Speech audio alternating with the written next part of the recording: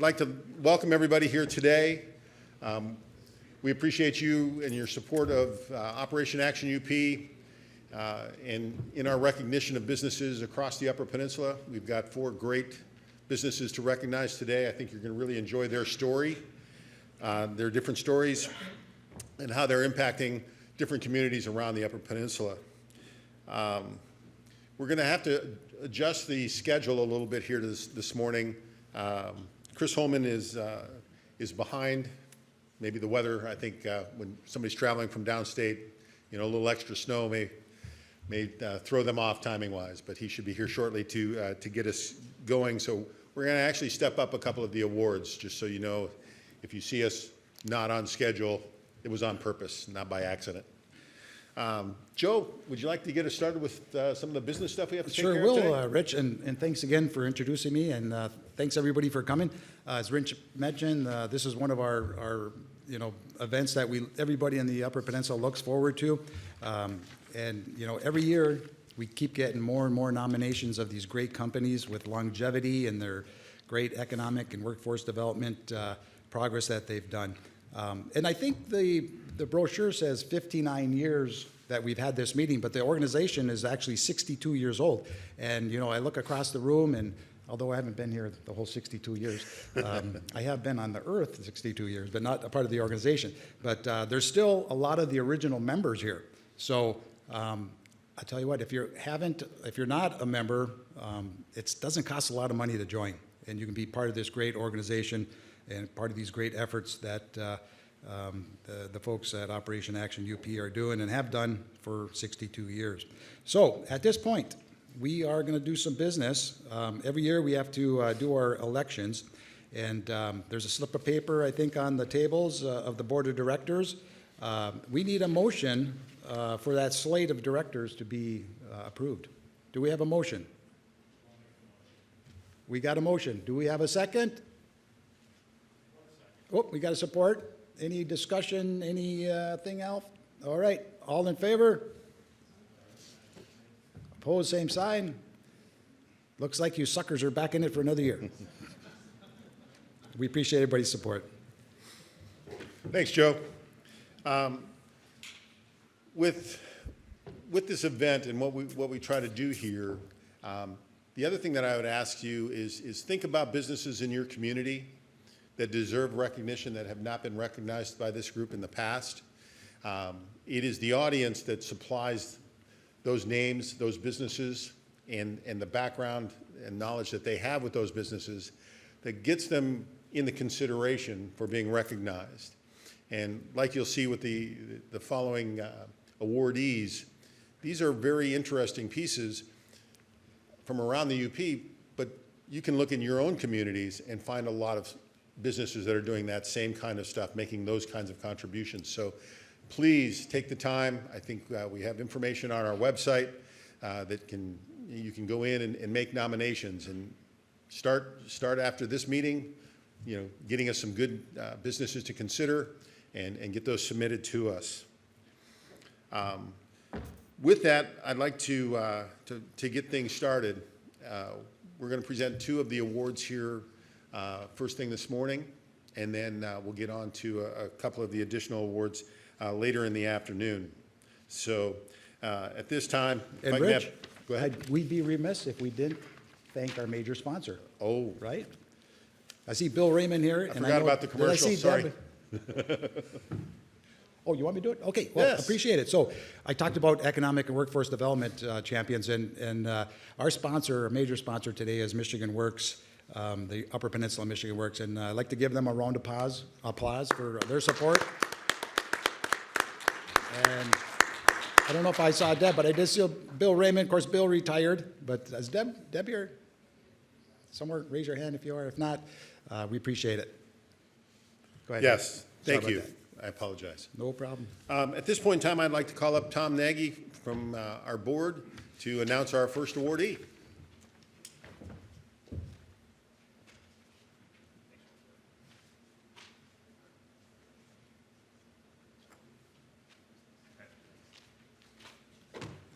Thanks, Rich. So I get I'm the guinea pig, I guess, but So I'd like to bring up the first award of the Award of Excellence presentation. It's for GuideStar. John Jamar, President and CEO of CCI, which is a parent of GuideStar. John has been President, CEO of CCI since 1996, I believe. But John's history goes back a lot further than that. You know, John came up pretty much through the trenches. Started out of high school, part-time job, and they threw everything at him. So it's pretty cool to see what he's achieved in his career here, and what they have built. So John, graduate of Michigan Tech. Evan, I believe, Michigan Tech also. Evan's a Lions fan. Not too many of those in the room, I bet. I'm one of them. So long time with that, I guess. So, you know, GuideStar dedicated to investing in the communities it serves, engaging with community leaders, supporting technical education for students, providing insight on cybersecurity topics for community members.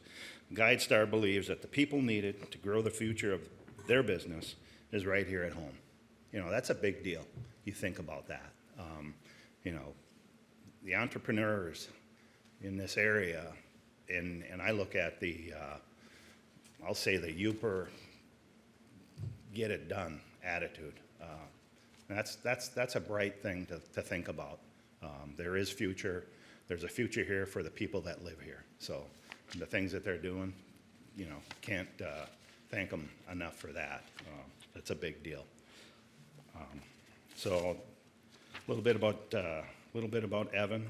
He's a seasoned IT executive, currently serving as Senior Vice President of GuideStar, a division of CCI Systems with a strong focus on cybersecurity and operational excellence. Evan has been an integral part of CCI Systems since 2012, progressing from data services professional to the Vice President of Information Technology.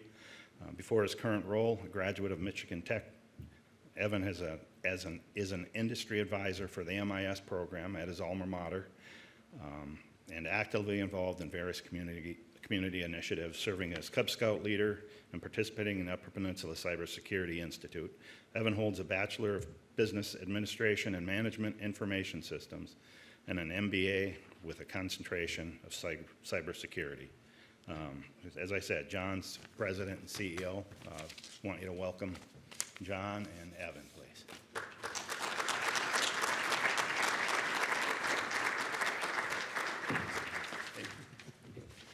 Hey, thanks everybody, and thanks for the recognition. I appreciate everybody at Operation Action U.P. And all that you do for our community across the Upper Peninsula. And thank you, Tom. Coming from you, I really appreciate the intro.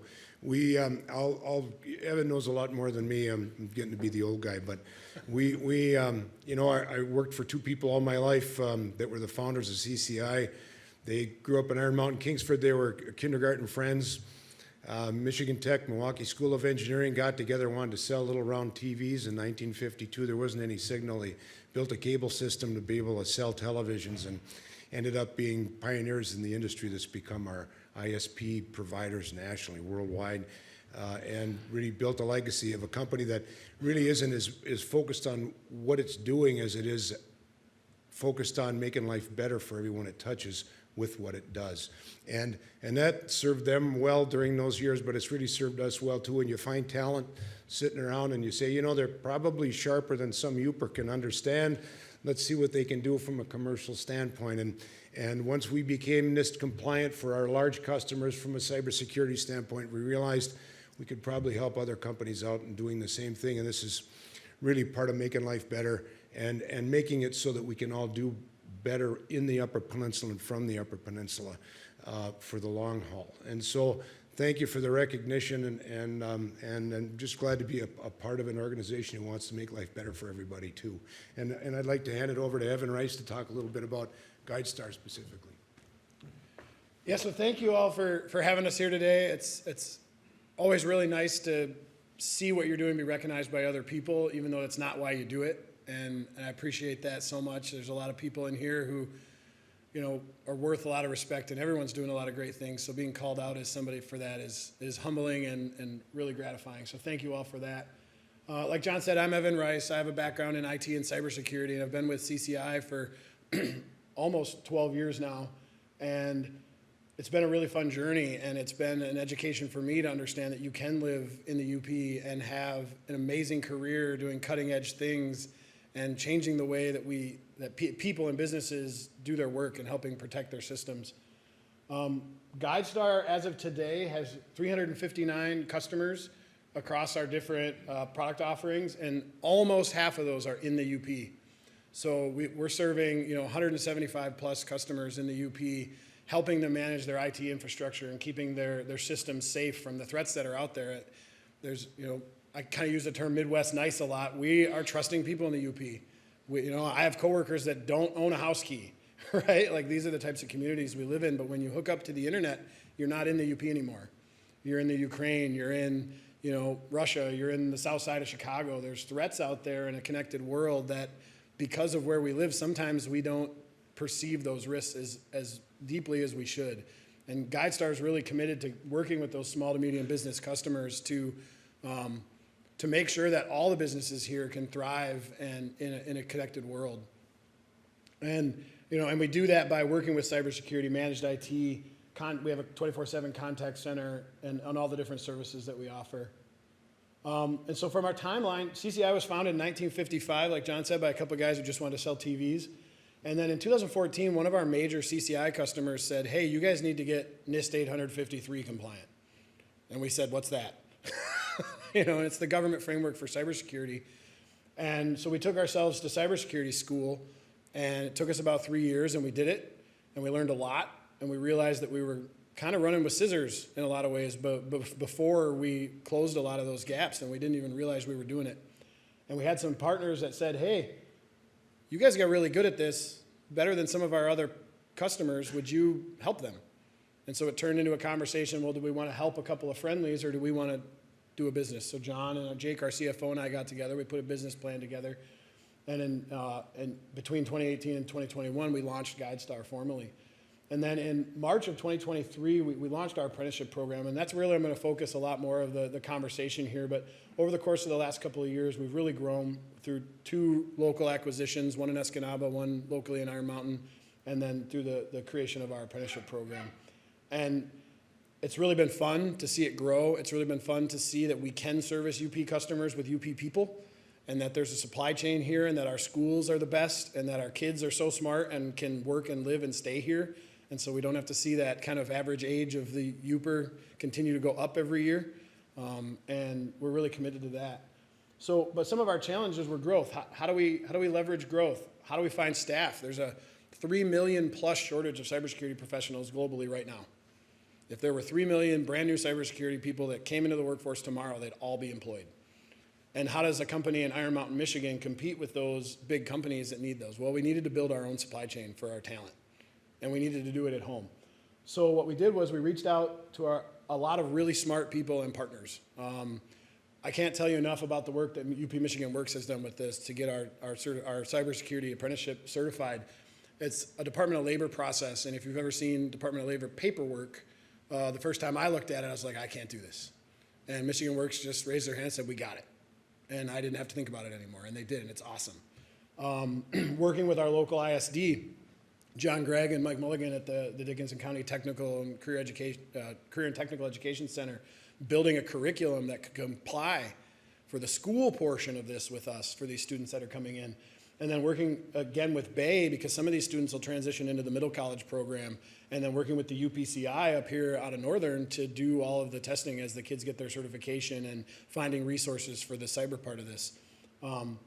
It's really been, as much as it's GuideStar's apprenticeship, we could not have done it without the community of resources that we have available to us in the UP. And I think that's why it's been successful and why it's been so hard for people outside of the UP to replicate. But we're the first certified Department of Labor youth apprenticeship for cybersecurity in the state of Michigan, and the first one nationally to target high school kids. So this is groundbreaking, brand new stuff that no one else is doing.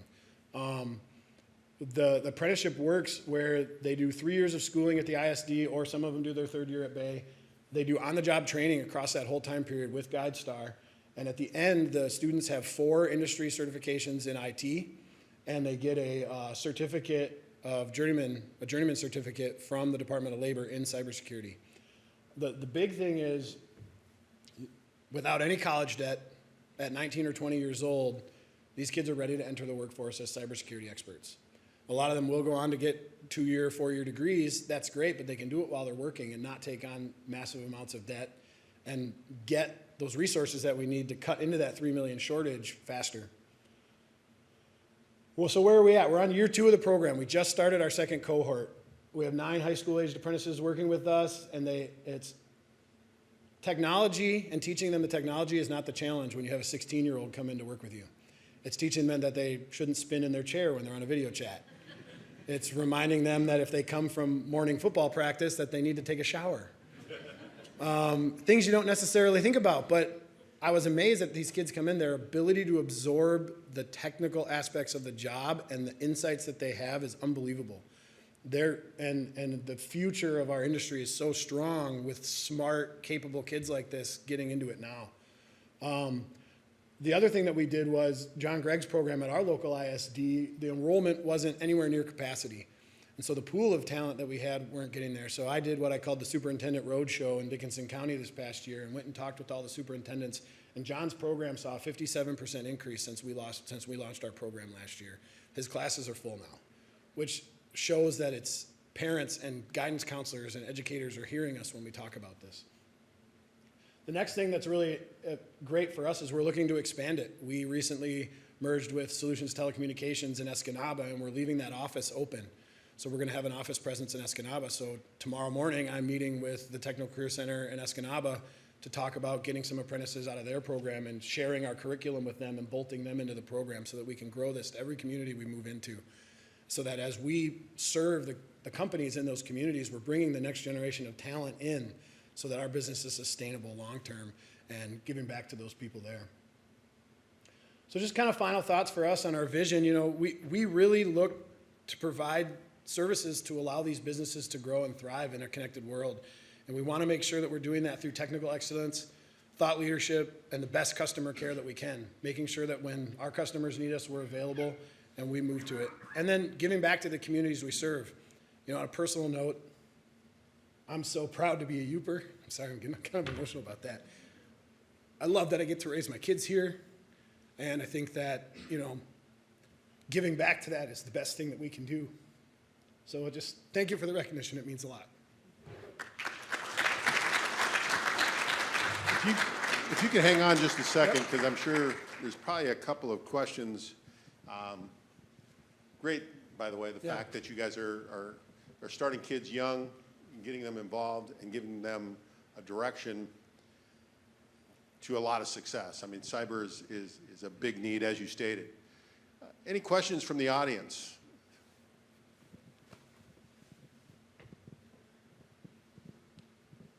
Thank you. Hey, so I think what you're doing is commendable. I mean, it's really amazing in how you've assembled this kind of matchmaking exercise. I have a question. You used the phrase running with scissors. So kids are really fast learners, and it's good for them to learn and be constructive and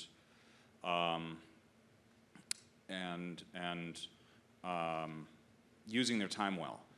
What kind of guardrails do you have to think about in different programs in different parts of the UP to make sure that they stay out of trouble? Absolutely. So that was a huge consideration and probably one of the reasons why you don't see a lot of programs like this targeting high school kids, right? The idea that you're having 16-year-olds work on cybersecurity issues. So really it's about a gradual growth. The first summer and the first school year that they work with us, they're not doing anything systemically that they can expose any risk to. They're coming and they're working in our contact center. So we service and support a lot of hotels and cable internet service providers. So somebody's calling with a billing question, or someone can't get their iPad to connect to the hotel wireless. So it's really just customer support. The level of system access that they have is very limited at that point. And then it's 100% supervised. So we have a fully SOC 2 compliant call center. It's video monitored. There's a supervisor on shift all the time. We have our ticketing and call center support software does live recording of all the interactions they have with customers so that we can do QC reviews on all of that. So for that whole first summer, it's really just learning about customer care and customer support in a relatively non-technical thing while they're getting their education up. And then the second year, and what we found was with our first cohort, we hired 5, we still have 3 of them. 2 of the kids decided they got into it, they didn't like it as much as they would, and they decided to bow out. And to be honest, that's valuable for them too, right? Sometimes it's just as important to learn what you don't want to do as it is what you do want to do. And so in the second year, they move into our IT support. So it's kind of traditional help desk stuff with PC maintenance, entry-level troubleshooting with a clear escalation path. And again, the permissions there are very limited to the things that they can do without a lot of risk. And then in that third year, as they get a little more mature, we're bringing them in to do supervised team-based cybersecurity work. So we do a lot of what we call CVE remediation, where you're scanning for known vulnerabilities with known patching cadences, and they're working with our team to set up patch releases, and those releases are always reviewed by a more tenured professional before they go out. So it's the research components, and they're not physically the ones deploying it. So it's kind of making sure you have a strong change control, change management program in place so that they can't inadvertently, through inexperience, introduce more risk. And I think that's where GuideStar in particular, we started with cybersecurity and we added on a lot of our IT support. So through our SOC 2 program and the other things that we do, all of our processes are innately secure, and we've got the checks and balances in place that mitigates a lot of that risk. Great question though, and that was a huge part of what we had to think about as we were standing this up. Great. One more question? I guess my question would be, Northern's got a cybersecurity program here. Are you working with Northern and some of the other Yeah, so community I've been colleges? involved with the UPCI since the Marshall Grant funding went out, and really involved with Doug Miller and now Mike Sayre as well, and advising them on industry topics for consideration, and sitting on the advisory board for Jim Markertson as they adjust the curriculum to make sure that it's still relevant for businesses. We had a couple, I think one of our apprenticeships attended the cyber camp last year that they put on.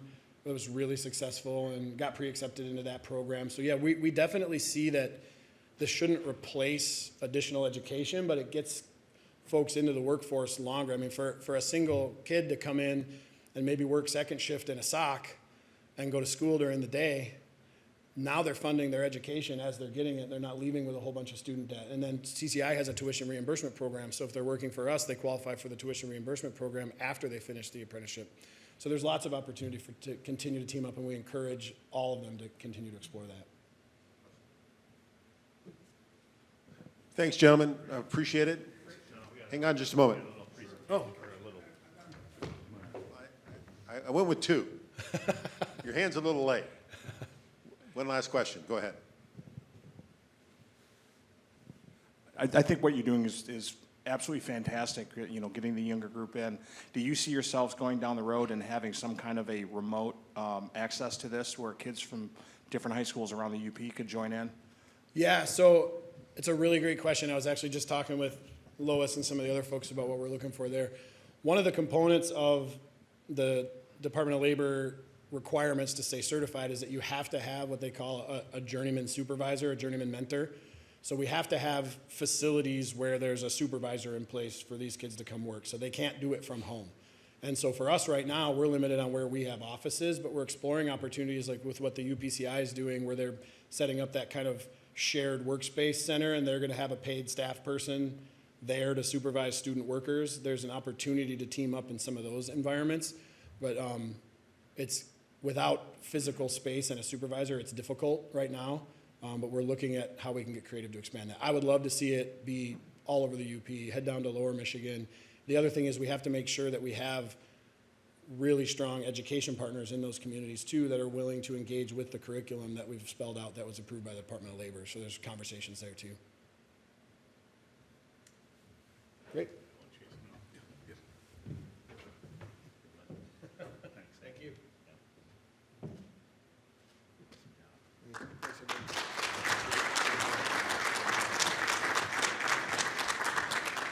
Okay, at this time, I'm going to introduce Russ Casson. He's President CEO of First National Bank and also one of the board members.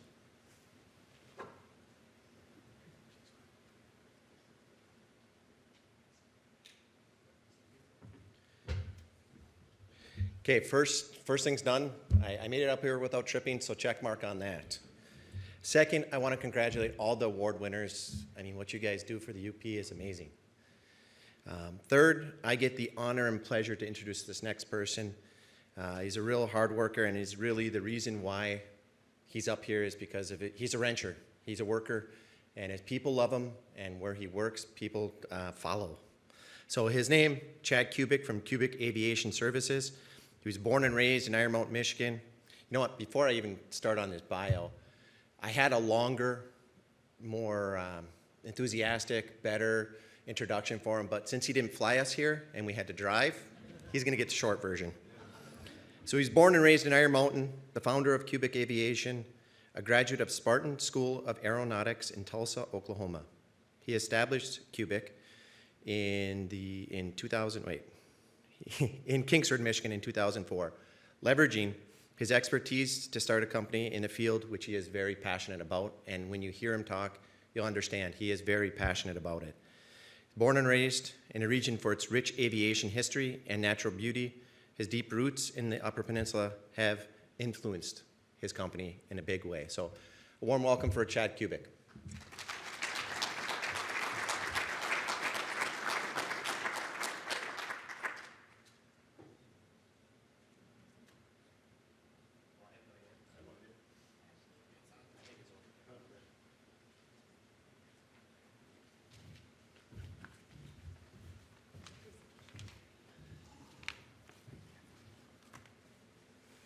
Just go to the next one.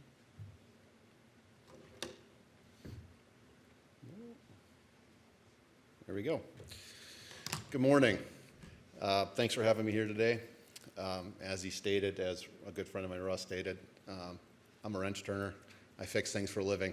That's what I've done my whole life. So this is not what I do very well. So apologize for stumbling on things here. So I moved back to the UP because I love being here. I wanted to raise my family here, and that's why I am where I am. I started back in 2000, actually, is when I founded my company, working by myself in a single hangar, and grew it from there. So in 2004, I established a company, Kubick Aviation, the way it is today. Worked there and just kept growing it, just kept after it every day, as everybody in this room does. You know, you just keep after it. So we have two locations now. We're at the Ford Airport and the Marquette Sawyer Airport. And let's see. So, what Kubick primarily does is take care of G aircraft, which is general aviation aircraft, privately owned, operated aircraft, some corporate aircraft of all sizes. We take care of everything from basically single engine piston aircraft to jets. And everything in between. As part of that, we are the only Cessna and Beechcraft Authorized Service Center in the UP in northern Wisconsin. I'm very proud of that. That is not something you just pick up, so it's something I'm very proud of. Gives us the ability to do warranty work on the new aircraft, have direct access to OEM parts and training, so we do a lot of that. Another thing we got into was the Garmin avionics installations. We're actually one of the biggest Garmin installers in aviation actually in the country. We're in the top 5% of all Garmin aviation dealers. So we do a lot of Garmin work there. I've got some guys that have been in that, well, so the company I bought out, its heritage goes back to CCI, actually, and the two guys that you worked for, I still operate their airplane. So we have a lot of legacy there, and we have a lot of talent in Twin Cessna world, and that's where it came from. So we've got guys that have been working on Twin Cessnas for 30 years. So we're recognized for knowing those aircraft inside and out. We do all the fuel operations in Iron Mountain and Sawyer. We do the airline fuelings and, of course, the private fuelings for all the private airplanes. We developed a rental aircraft program. I have some in Iron Mountain and Houghton. It's done through a flying club, and the reason we did that is because I wanted to give more access to people to get to learn how to fly and enjoy the things that we enjoy. It's an amazing thing to go out and fly, and I take it for granted a lot because I just go do it.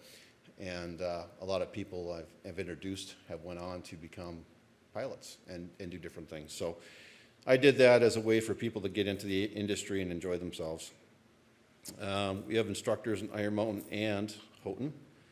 And then another piece of my business is Northern Airways. And Northern Airways is a private charter company.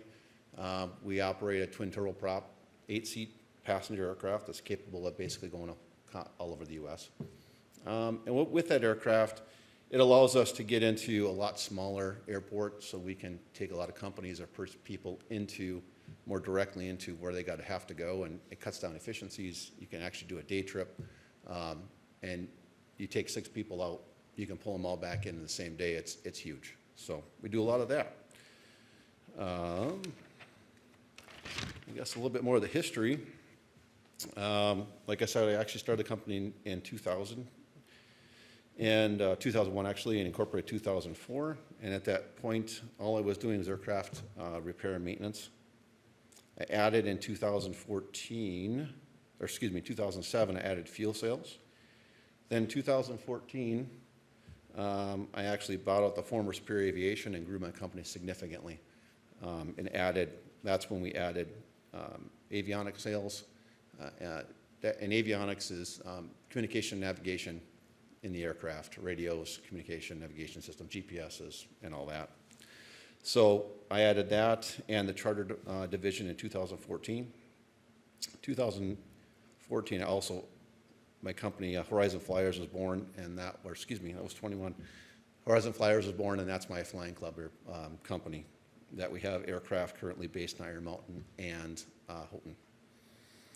In 2022, a good friend of mine had started working for me, actually approached me about coming back to the area. I want to talk about UP roots.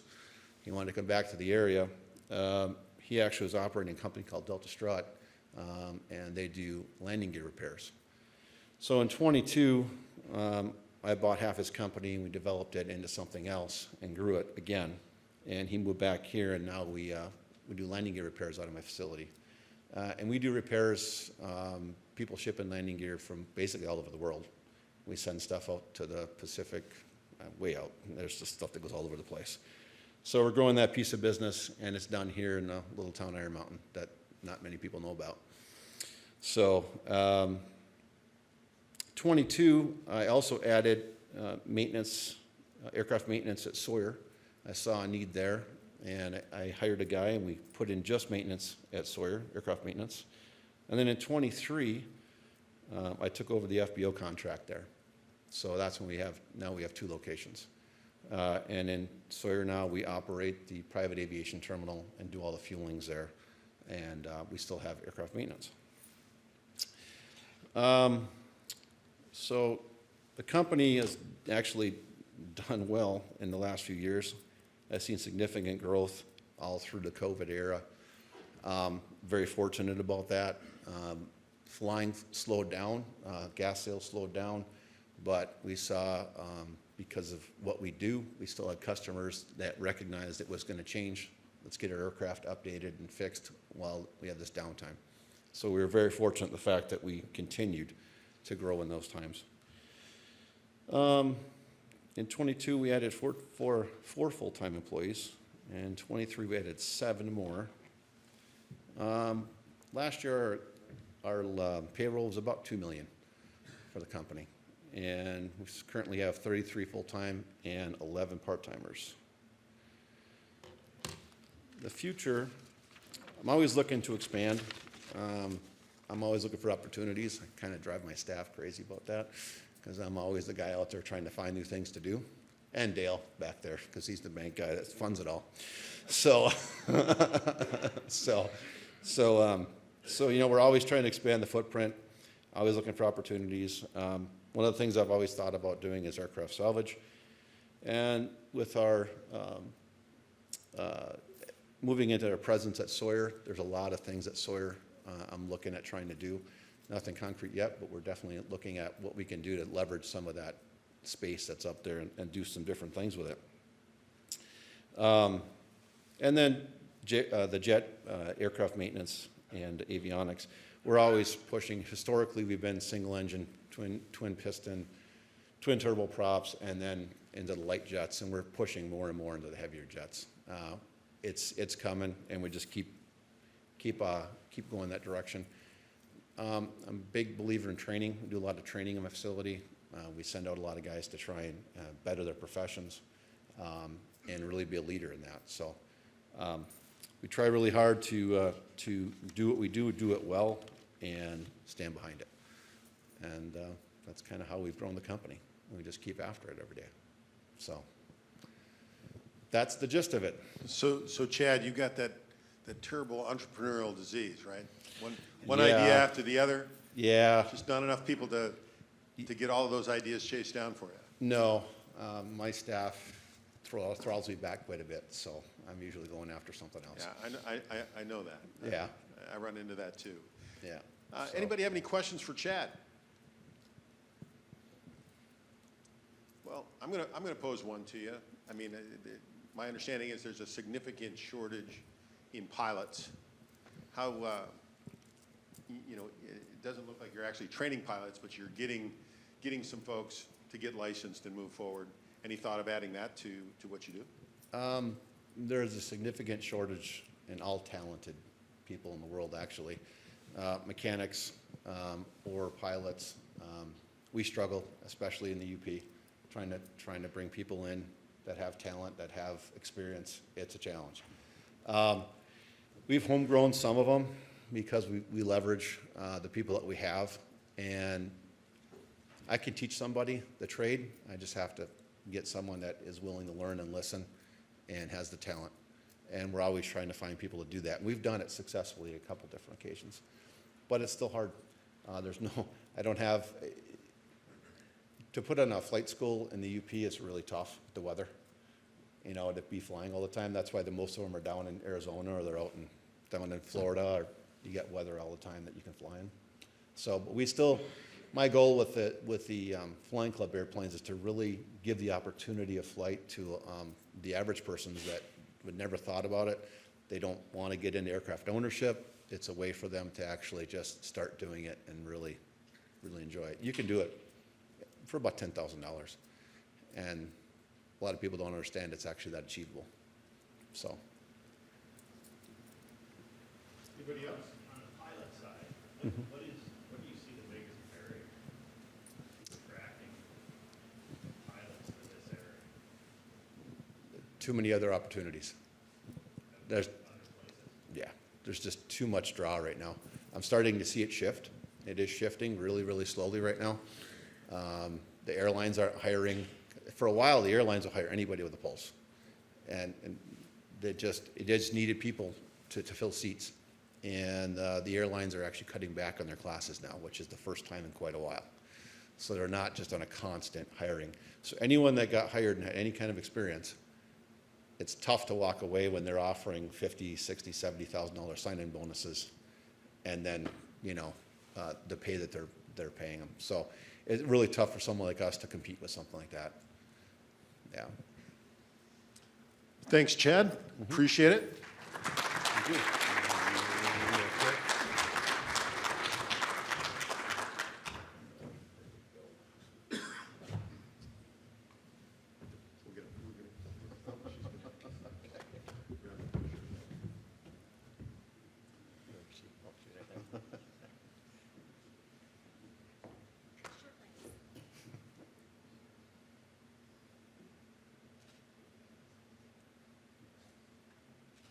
There's a glare on my head, right?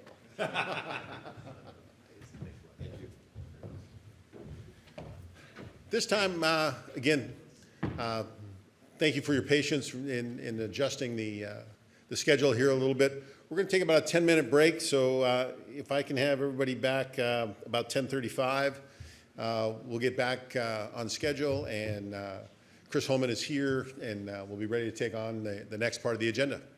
Thank you. Okay, we're ready to step into the next phase of today's presentations. If I could have balance of you guys take your seats at this time, I'd appreciate it as we look to get things started. Today I have the pleasure of introducing you to Chris Holman. He's the founder and CEO of Michigan Business Network. Chris has been promoting small business and been involved with the Michigan business community since the 80s. He is one of the original founding members of the Michigan Celebrate Small Business. And if you haven't had a chance to attend that, I know we've had a variety of awardees from the UP that have been down there. It's a fantastic event. It draws over 1,000 small business owners on an annual basis. In 2011, Chris launched a statewide 24/7 business network, and it is the Michigan Business Network, and he is the CEO and anchor of Michigan's Business Beat, which is broadcast, and you can catch that online. All of the stuff is stored and saved there. He has also hosted a number of other broadcasts around the state with local TV stations, just talking about business, and I'm sure those of you that have been involved with the Lake Superior Community Partnership have seen him come up and present on issues facing business in the state of Michigan. He's also involved in international business for nearly 40 years, and actually, this is a trivia question for you, he owns a factory in China. At this point in time, I'd like to have the opportunity to invite and have you welcome Chris Holman. If it's on the sheet, I read it. Appreciate it. Appreciate it. All right, let me make sure I've got this on. Kind of interesting, it's been a cacophony of minor little mistakes, and I want to thank Ashley and everybody else. My schedule said I was speaking from 11 to 12. So I got a call in my room at the Landmark, and they said, where are you? You know, and then I got another call from Bob Jaquart, a good friend of mine who came across from Ironwood, and he said, where are you? And then I got a call from BJ from Blue Cross Blue Shield, where are you? I said, well, I'm right here. You know, I'm where I'm supposed to be. But apparently something got moved up. But what I want to say to Ashley and the people who put this on, you did a marvelous job moving things around very quickly. And I would say that's exemplary of how you work north of the bridge. I've never seen the collaboration, the agility, the adaptability that you folks have up here. And that's one of the reasons I honestly love coming up here and come up here quite a bit, as a matter of fact. So thank you for having me today, and thank you for what you do up here in all working together. So the Michigan Business Network, and all this stuff up here that we're going to talk about very quickly, some of it will actually look like optical illusions. You can go on the MichiganBusinessNetwork.com and get the whole thing there, so you can review it if you want. But it's been a very nice index for all of us over the years. And we call it the Michigan Future Business Index for this reason. Everybody does a survey of how things have been going. But nobody really does much of a survey of how things are going to go. And as you know, in the business community, one of the things that's paramount as you face the next 6 months, and I say 6 months because we do this twice a year, as you face the next 6 months is your attitude towards that next 6 months. And that can be a driver. If you're enthused about it, you may hire another person. You may increase your inventory. If you don't, you may not do those things. You may not introduce that new product. You may not do the things that are going to allow you to grow. And of course, that backs up the whole system, because then your suppliers aren't making as much for you, so they're not hiring as many people, et cetera. So it's really important that we have some kind of, other than a pure extrapolation, that we have some kind of an index of how that next 6 months is going to go. And what the research has done has allowed businesses, and I will allude to this a lot as a small business survey, because as we all know, 88% of the businesses in the state of Michigan are classified as small business. So when you do a survey, you know, we did, I think 650, we'll show you the numbers in a second. you can bet that the vast majority of that is a reflection of the small business community. So let's get right into the minutia here, and I'm going to move around a little bit because, quite frankly, there are a couple slides on here I haven't seen yet, and I'm kind of anxious to see what we found out. Okay, so if we could have the next slide, this will tell you a little bit about it. Statewide survey, 745 small businesses, small to medium-sized businesses, filled this thing out. 609 completed. So we got some partial answers for some of them. Once in a while, somebody will get called away. They'll say, okay, this is like a little too long, et cetera, et cetera. When we first started this, we did it all by phone. And it would be keeping people on the phone for somewhere between 15 and 20 minutes, which is a very difficult thing to do. And when we decided we were going to go to the internet, I wanted to make sure that the results we got were coincident, that they would be the same. And so for 2 years, we ran concurrent the same questions on the internet and the same questions at the same time on the phone. And they matched up perfectly.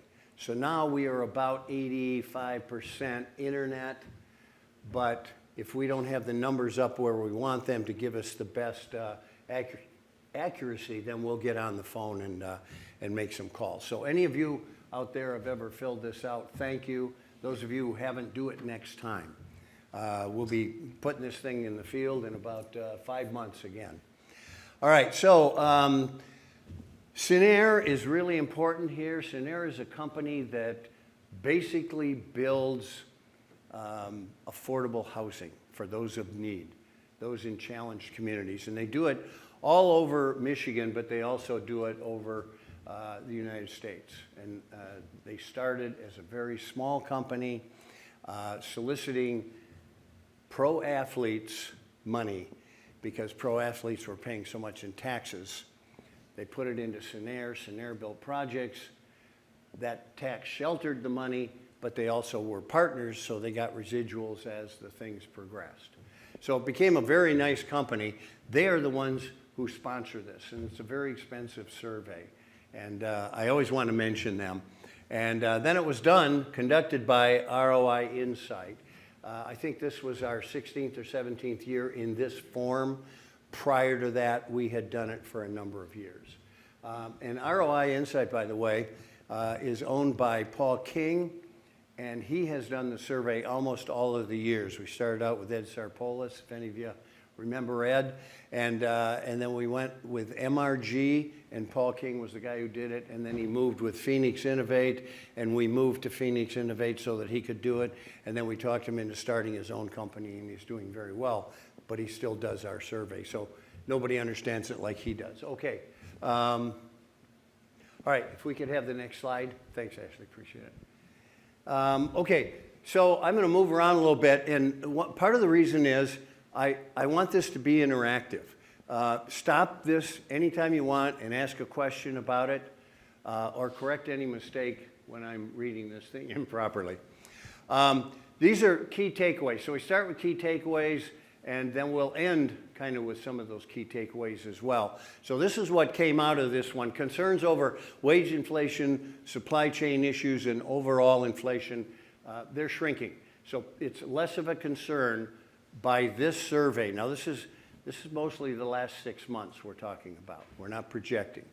While sales and profits hit record lows over the past year, our data kind of indicates that people are feeling better about that. Now, I will tell you this a little more when you get into the minutia. They're feeling better about revenues going up. They're apprehensive about profits going up. So because of the inflation rate, there's still a little ground to be recovered in there. Overall satisfaction with the business economy remains pretty positive. You know, it's kind of interesting in the small business community especially, how resilient these people are and how positive they are. And so even in the direst of times, I mean, I think it was 2008-09 that we got negative numbers in how they felt about tomorrow. But primarily, they always feel pretty good about tomorrow. And that's what we're getting here, overall satisfaction. And nearly half of the businesses say that they're fully recovered from the pandemic. That's pretty incredible because the pandemic really took the wind out of a lot of stuff. And of course, it fueled inflation as well. And everybody's feeling, well, half of them are feeling they're back too. And then there's another percentage of the other half that are feeling we'll be back there in the next 12, 24 months. Nearly half of the respondents are optimistic about demand, growth, opportunity, and we'll see that in another slide. So, Ashley, if I could. Ashley, don't be napping back there on me. This is important. All right. All right, past 6 months, again, wage inflation continues a downward trajectory. How many of you suffered wage inflation? And there were like a lot of reasons for that. One was, you know, you had to get people. There aren't enough people. There are not enough people to fill the jobs that we have, right? At least not enough that we know of who would be in the workforce. The second is, if you've got good people, guess who wants them? Everybody else. And so wage is part of that. If you stay here, we want to make you feel more secure. By the way, wage is not the number one thing that keeps people, company culture is the number one thing. So keep that in mind. So you can see wage increases continue to drop from record levels. Sales increases down significantly from Q4. Now, what that means, 33% say that their sales have increased in the last 6 months.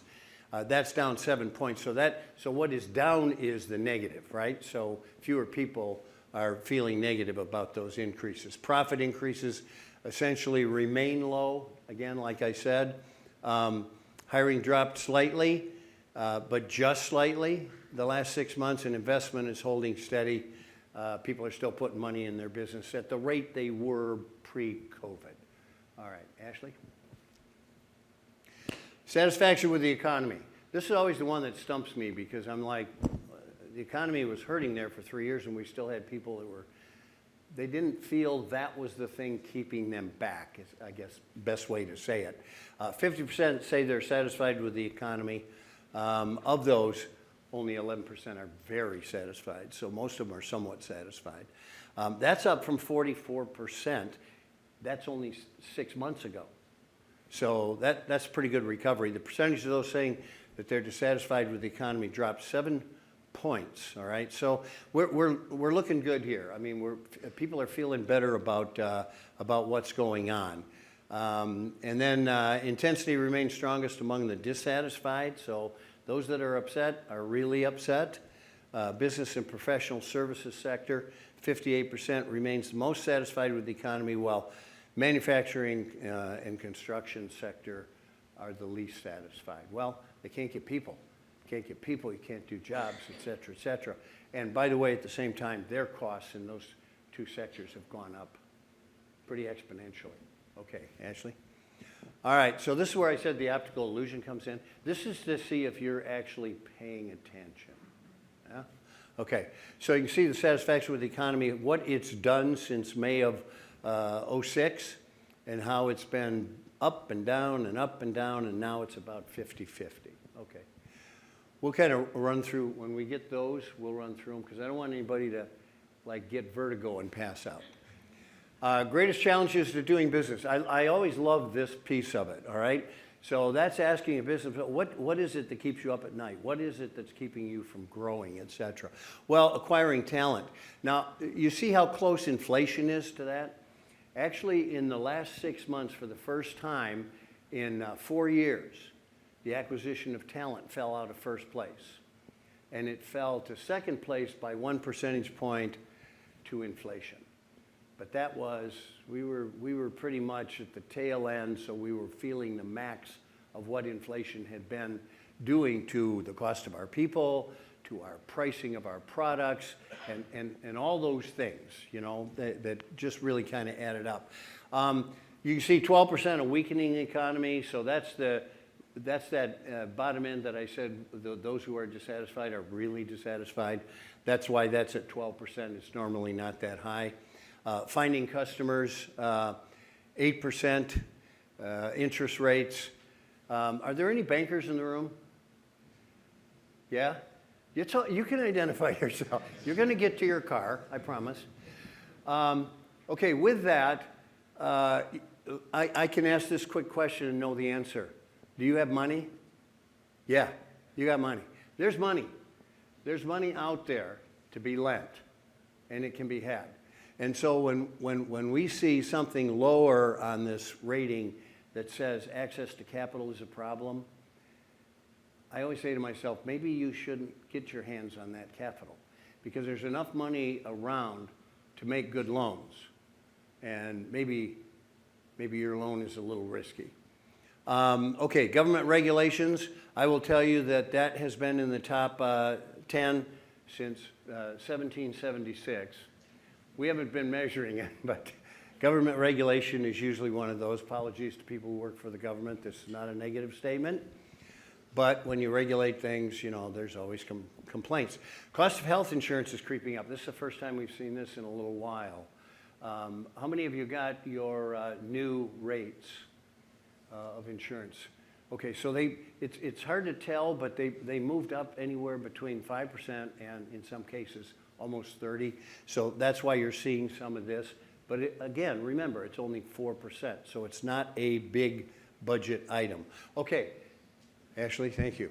All right, greatest reasons for optimism. Now this is where it gets confusing, because you're gonna say, well, on the opposite slide they said whatever. You may be hearing from a different group here.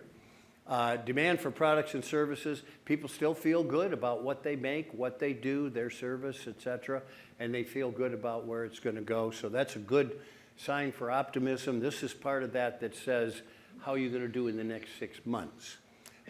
Business growth expansion, 16% say they're going to have some of that. If you're saying you're going to have some business expansion, you're feeling pretty good about things, because you don't really expand in tentative times. More opportunities for their businesses, they're excited about that. That again is that small business mentality. Staff, team, and employees, 13%. The ones they've been able to hang on to, they really wanted to hang on to, and they're the ones that make them go. So one of the things you've seen lately is in your workforce a core, and then a periphery of people who move in and move out, get stolen, get taken, whatever the case may be. The economy, they feel pretty good about 6%. Great customers, they still feel their customers have a need for them. And you can see the rest of them as we move on down. Longevity, resilience, a lot of that is, hey, we've gone through hell and back and we're here. That is a really good sign, right? Okay, Ashley. Emerging from COVID. How is your business doing right now? You can see for those of you in the back, 52% are pretty much saying, you know, we're in pretty good or excellent condition. You can see pre-COVID here, they were 81%. So people were really feeling good there. And then you've got the green line, which is just okay and surviving. The other is not so good and poor, but that's only 16%. Okay. And now we did a pie chart. Love pie charts. This is kind of interesting, because this is talking to already fully recovered after COVID. And you can see that that's at 49%. So almost 50% are saying, you know, 19% are saying, I'm not sure my business will ever fully recover. And then, of course, you've got the 16% there that says by fourth quarter of 2024. So they're feeling really good that they are going to recover, even if they haven't. They're actually telling us when they're going to recover. All right, sales and profit projections. This goes back to what we were talking about before. Projections for sales and profits continue to improve. The feeling about them, and the projections for decreased profits continue to fall.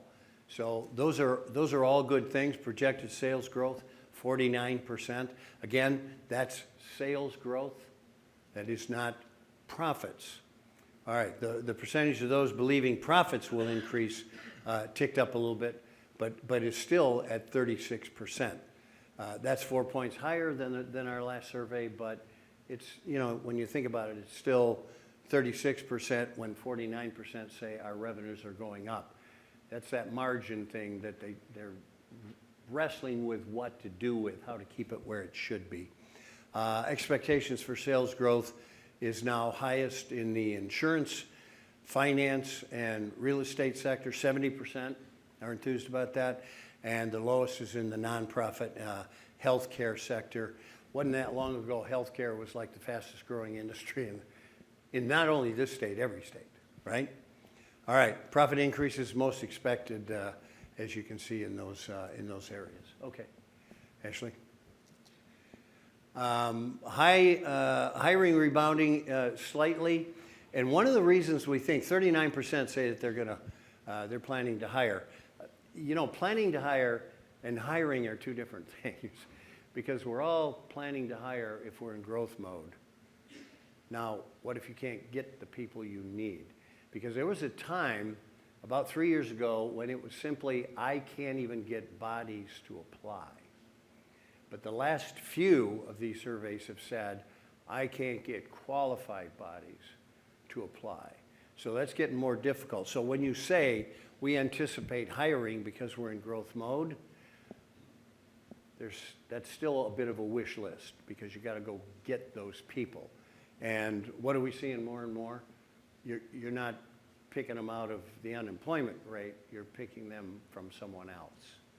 So if we're just shuffling employees, we're not making a lot of headway. And then I've got my own take on that. I'm trying to remember if I left my car running. One of the things, there are a couple of ways to fight this. There are a lot of things that they're doing at Leo. There's a lot of things that Michigan Works is doing. A lot of the organizations that are involved in this are springing forward. I know you're all going to say to yourself, he's far too young, but for the last 6 years, I've been the president of AARP Michigan. Nobody's going to say he's far too young? Okay. One of the things I put in was a thing called Experience for Hire, and it was bringing retirees back into the workforce on a part-time or a mixed schedule. Because a lot of the people who retired found out that that big apple they've been chasing forever was not really what they were thinking it was. And they want to stay busy. They still want to golf, they still want to fish, they still want to be a grandparent, but they do want to do something worthwhile. So we've been doing this. These kinds of innovative things will help, but they're fingers in the dike. Immigration reform is about the only true solution. We've got to figure out how to let the right people in. We really do. All right, okay, so the manufacturing construction sector, 44%, is most likely to be hiring in the next 6 months. And we're coming on to that construction season, although construction season seems to be 12 months now with the new products and new formulas for cement and things like that. You really find out that this is gear up time for them. I have a son who's vice president of a development company, and they're out looking. They're all looking for people. And I heard the presentation prior to mine about we need craft people. We need people in the trades more than anywhere else at this point in time. Okay, Ashley. Data indicates talent acquisition continues to improve. You can see it there. I don't want to spend too much time on that, because if there's Q&A, I want to leave a little time with that. But basically, it's improving. Things are getting better. All right, wage increase projections are down, so that wage inflation that you saw slipping down a little bit on the greatest challenges things, okay? Projected investment. To me, this is an important one. This is like R&D. I don't know if you know this, but the United States has steadily slipped back to the rest of the countries in the amount we invest in R&D. New products, new services, research, you know. With one exception, maybe the pharmaceutical industry has not. Maybe you've watched your TV lately. They have new products every 48 hours. So mostly this deals with that. 60% plan to invest. And the other thing is they plan to invest in their employees. This goes back to it's not money that has people leave, it is culture. And specifically, sometimes it's who's their supervisor. But it is the culture of the company do I want to be part of it? Do I want to go through the cycles, and do I want to go home and be kind of proud of where I've been all day and what I've been doing? All right, over 1/3 plan to expand their businesses. This is a good thing. 23% new equipment, 51% in advertising. You bolster your advertising budget when you want your profile out there. That's concurrent with your expectations of growth. And so thanks. Does anybody have any questions? Am I on time here, Ashley, by the way? Did I do all right? All right. Yes? Yeah, Chris, so do you look at how automation with a tool like artificial intelligence, robotic, redundant type services and products, you know, or activities being eliminated, impact the need for incremental increases in staff versus the amount of new business you can do, and how will that impact the questions you ask next time around? You know, it used to be, we used to say, you're not going to grow without people. That's not so much the case anymore. I mean, how many of you are utilizing AI in some capacity?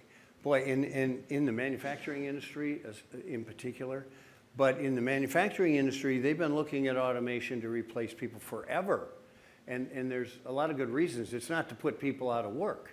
It's to put out more product. It's to put out better product. It's to put out things that are more precise and more applicable to the market. So the answer to that question is, yeah, AI is going to eat up a lot of that unemployment gap. And so is automation. The hope is they come along quick enough, because we got a desperate situation right now. Is there anyone here that is able to hire everyone they want to? Yeah, okay, so that's what I mean. That's where we are right now, and that's what we've got to alleviate. Service industry, by the way, is really hurt. And that's where I say immigration could help. Did you, I'm sorry, did you have your hand up? No, okay. Questions? Or was that just kind of like, get me out of here? Got it. Okay. Anybody else with questions? Hey, I love coming up here. Let me pose something to you. I was trying to get out of here before you did. Well, you got here late, you can't leave early. Good point. You know, as we look around the Upper Peninsula, there's a lot of, growing entrepreneurialism, but, we've got a lot of service industry up here. And so, as you're looking at, you mentioned immigration, those kinds of things. Has the service sector come back to where it was pre-COVID based on breaking out the numbers? No, they're the ones that are hurting the most. And I'll tell you what, I mean, just in my hotel stay, when I checked in, the guy was great. He went through everything that was happening there. And then he gave me a little brochure, and on it said, have patience, we're understaffed, or something to that effect, right? And in the service industry, you are seeing that a lot. You are just now starting to see restaurants that were closing on Sunday that had never been closed. And you know why? Because they had one cook. And they couldn't work them 7 days a week, or the divorce was going to lead to them having no cooks. So there's a shortage in that area, in the service area. And I'm talking about lawn care and snow removal and everything else. No, they have not bounced back as well. And that's the sector I think needs the attention, a lot of it. Yeah, good. All right. Hang on, I got one more over Oh. Should I duck? No, it's okay. I come from the private sector, and I'm the Eastern Upper Peninsula's chief troublemaker. So your welcome. focus on the solution I take issue with is immigration reform. No doubt we need immigration reform. No doubt about it. But just a couple of things. When we go to hire, which private sector I hire and train, you'll notice the theme between the two award winners this morning. They've come to a conclusion they must grow their own, because you're not going to get somebody to move here. And if he does, as I was explaining to my table, the second interview that includes the wife asked the vexing question, where's the nearest Walmart? about 65 miles that way, and that's the end of it. So my point is, I think perhaps ahead of immigration reform might be education reform. The Grow Michigan, in their first chapter of their publish, said 33% of 4th, 8th, and otherwise graders can't read or write. Yeah. Okay? That shows up when I hire. It shows up glaringly when I hire. Yeah. Right? Yep. So I would contend that's probably more important for our employment future, right? And by the way, that 33% doubles if you're African American. So now you have 2/3 of the people entering the job force who don't have the fundamental skills to just execute the daily tasks, right? So my point being, and I'm one of the people that did take your survey, I try and be as honest as I can, but I have one more question, and that is, what is your return on investment? In other words, in 2007, when everybody was optimistic, and we know what happened in 2008, Yeah. right? No, you're right. No, so I know there's a question in there somewhere, and I'm going to try to root it out. I agree with you. Education has been our main challenge for 50 years. And we're not teaching and learning at the level we should to channel kids into employment, all right? You look at the German system is a great one to look at. Those kids from an early age get channeled into, this is a tradesman, this is a guy who will work with metal, this is a young lady who will work with whatever, and they pursue that, and they have high employment. I will speak to this issue. You can't make people have babies as a solution, and there's an arithmetic here that can't be denied. We have way more people leaving the workforce than coming into it as natural numbers. And in some way, we've got to find a way to fill the numbers gap. That's a big part of it. But if we bring them here, if we let them in, they better have skills, and we better educate them. That comes on us, right? Yeah, thanks. Those are great comments. They really are. All right, I'm serious in the way that I love to come up here, and I thank you all for having me, and I thank you all for what you're doing here. You know, give yourself credit. Being in business or being in an operation of some kind every day, employing people, that's what makes us work. If you don't do that, we go away. Trust me. So thank you all very much. Appreciate it. Hey, Chris. Really appreciate you stepping up for us. No, I appreciate being here. I do. Thank you. Thank you very much. This time, Joe, could you come up and introduce our next presenter? Thank you. All right, thanks, Chris. Always great to hear you, and welcome back to the UP. And Dave, great question. All right, so our next speakers, we're in for another treat. We have Sarah Lucas, who's Director of Michigan Office of Rural Prosperity. And along with Sarah, we have Lisa Miller, who's the Director of Partnerships and Engagement. So Sarah, many of you know Sarah. She's the director. She's been working in community and economic development in rural Michigan for over 20 years. She's been leading a variety of cross-sector initiatives and planning efforts that have resulted in long-lasting coalitions, local and state policy change, and enhanced regional capacity for growth and investment. She's currently transplanted back down to Traverse City.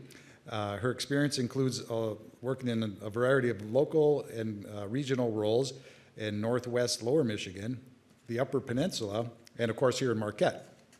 She holds an undergraduate degree in urban and regional planning from Eastern Michigan University and a master's degree in public administration from Northern Michigan University.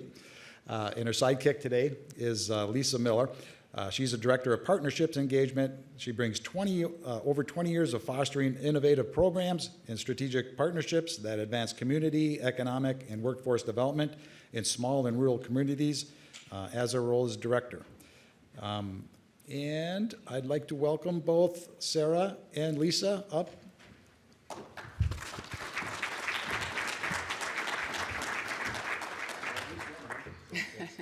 Okay. Thank you, Joe, and thanks for having me here today. I'm happy to be here this morning. It's nice to see you all, and appreciate the opportunity to kind of give you an update on where we are with the Office of Rural Prosperity, which the last time I talked to you last year was known as Office of Rural Development.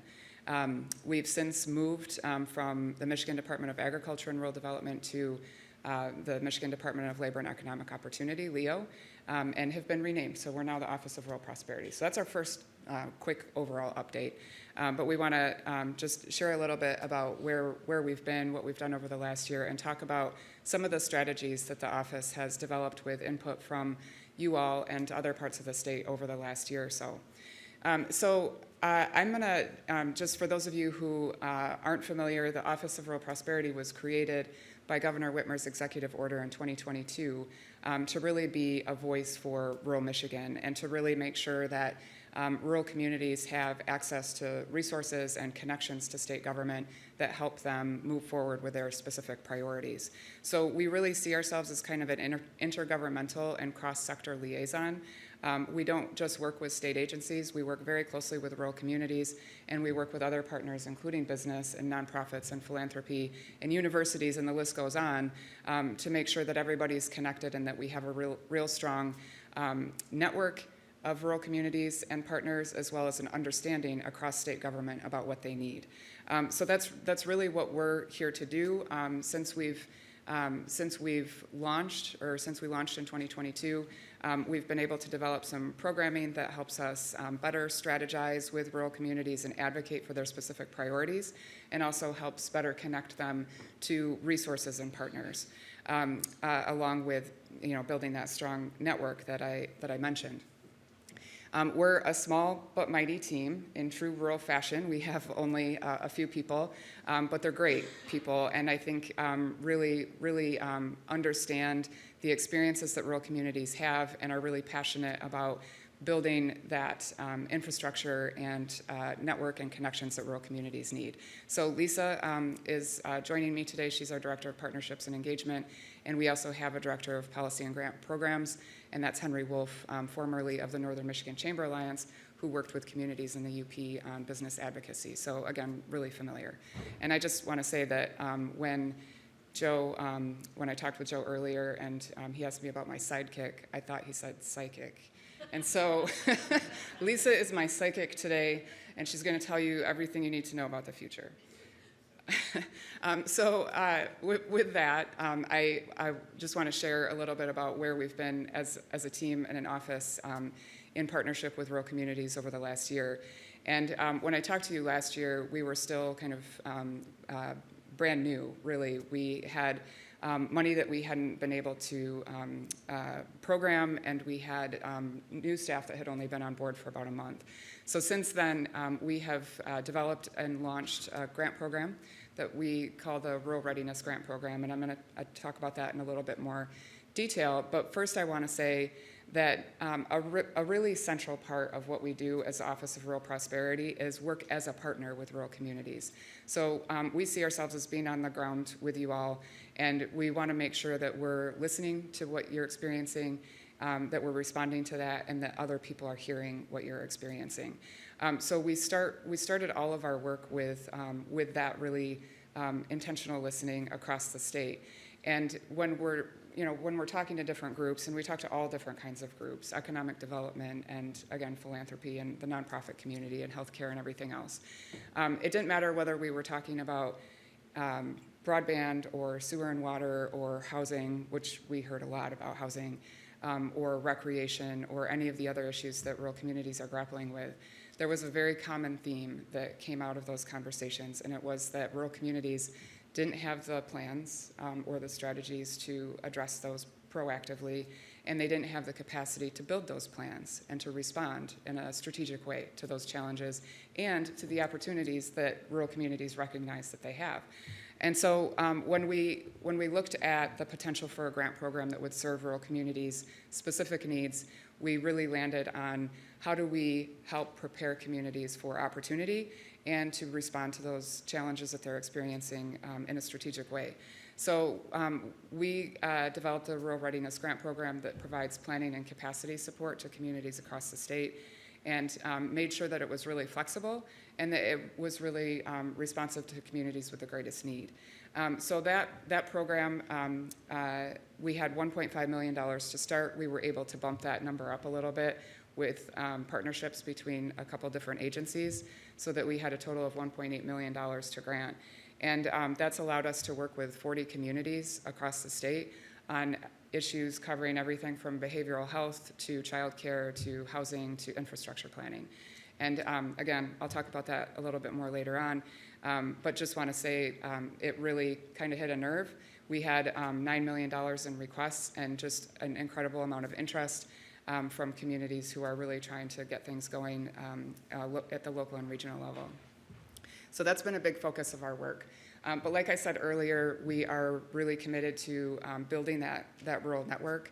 And with Lisa's help and leadership, we've been able to really develop that infrastructure effectively. And over the last year, we've found different ways to engage people through roundtables and through in-person events. We had a series of rural leadership events where we had over 350 people participate and talk about how they're addressing specific challenges in their rural communities. And outside of those events, we've been a part of over 200 conversations with local and regional groups. So it's an ongoing role for us, and I'll make the standing offer that we're always happy to talk with you and whatever groups you're working with at any point to see how we might be able to facilitate some connections and some progress for you. The other thing that we've been doing is, again, just like really trying to cast a broad net with rural communities. So we've done some survey work and have developed a newsletter where we're communicating regularly to rural communities. And one of the surveys that we did came back with 2,400 responses and is really kind of building the framework for some of the strategies and conversations that we're having at the state level with different partners. I want to touch on the survey responses really quickly. There was a lot of really incredible feedback that we got through those surveys, and really validated a lot of the input that we'd heard from the in-person events and through the conversations that we've had with people across the state. But one of the things I want to highlight is the centrality of the concept of place in people's perceptions of what's needed in rural communities. And he left the room. I was going to hearken back to the Walmart comment. I'll come back to that. But one of the things that we understand about rural communities is that our greatest asset and our greatest opportunity is really place and the quality of place. So people are coming to rural Michigan and they're investing in rural Michigan because they love it. Because they love the schools, or they love the trails, or they love the water access, or they love the social connections that they have in that place. And that's really what's driving economic opportunity in rural Michigan. And I think the research bears this out. It's not just what people think, it's really happening kind of in real time. And so there's a lot of opportunity for rural Michigan when we talk about building the quality of place as a way to support business and economic growth and quality of life for residents.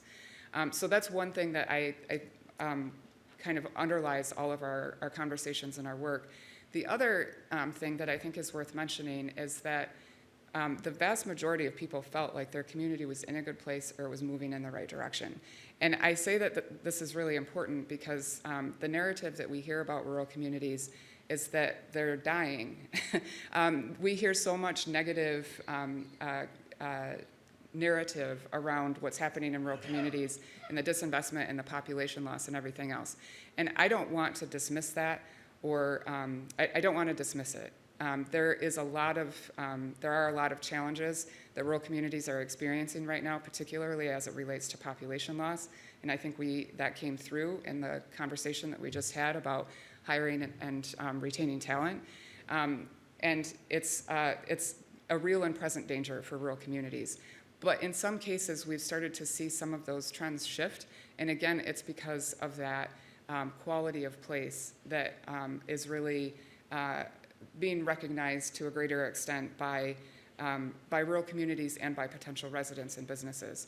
So a lot of people see those opportunities and think that their community is capitalizing on them and that they're moving in the right direction. The other really big point to mention here is that where that is happening, so people who see their community moving in the right direction, also associate that with planning. So they're attributing that progress to the fact that their community has been proactive and strategic and is planning to capitalize on the opportunities that their place affords. And so that's one of the things that we have really harped on when we've talked about economic growth and readiness in rural communities and how we might grow as a state in general, is the need for being strategic and being deliberate about how we're investing in our communities.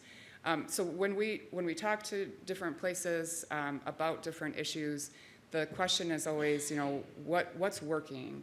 How do we replicate success in other communities? And it is different in every community. How you respond to housing challenges in Marquette is going to be different than how you respond to it in Newaygo. And there's different types of initiatives that are happening across the state. But the common denominator, again, is that the communities that are addressing it successfully, that do have projects that are going on, that do have partners at the table, are the ones that have been deliberate about planning and that have coordinated with cross-sector partners.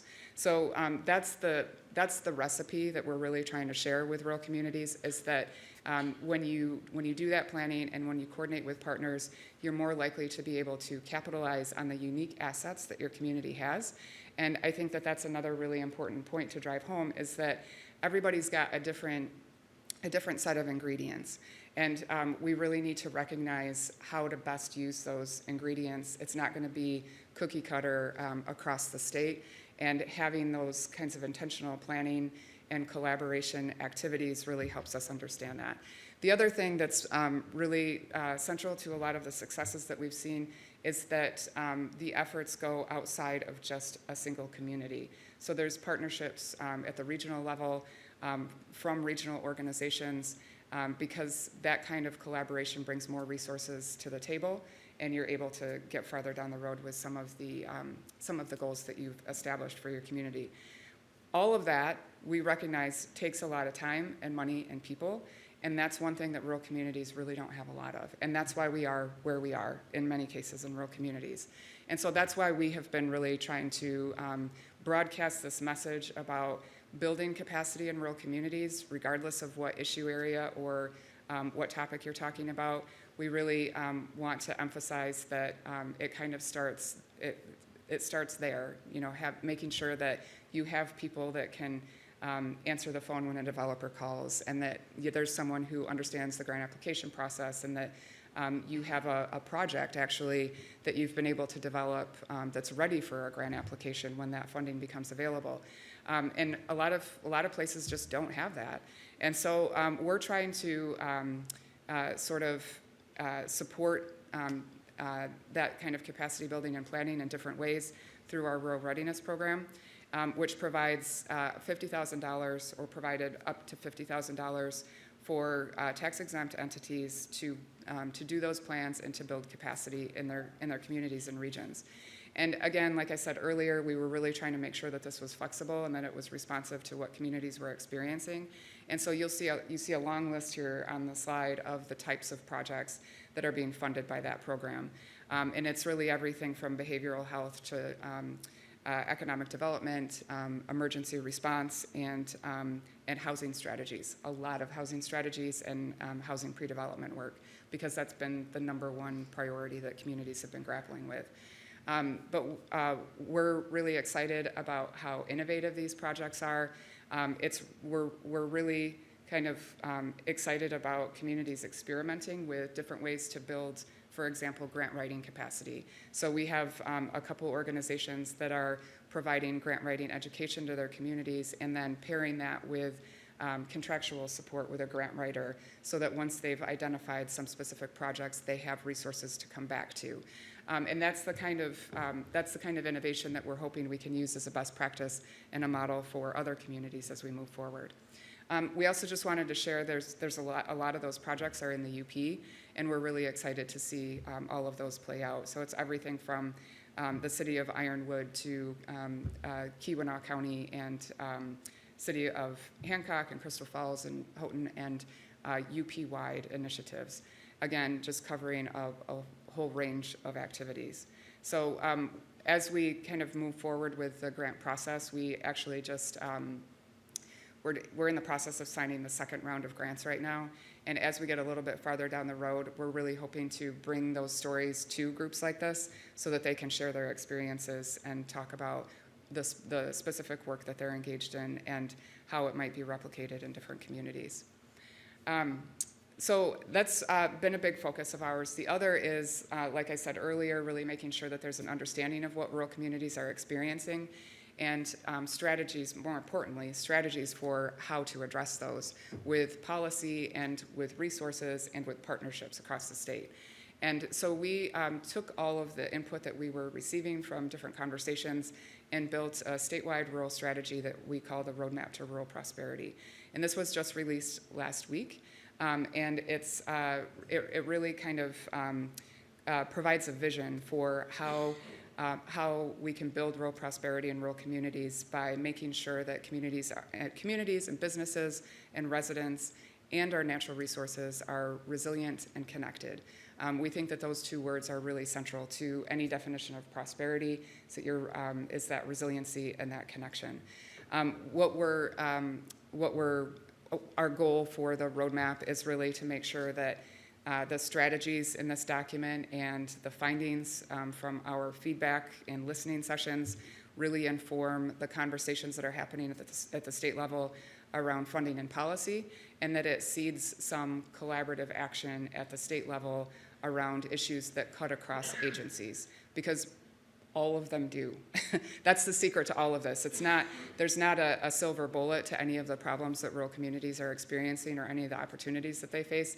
We really need a more coordinated response to rural conditions, and we're hopeful that the Roadmap to Rural Prosperity gets us some of that coordinated action at the state level around things like workforce and housing and building capacity and building that infrastructure and economic development opportunities that rural communities have in front of them.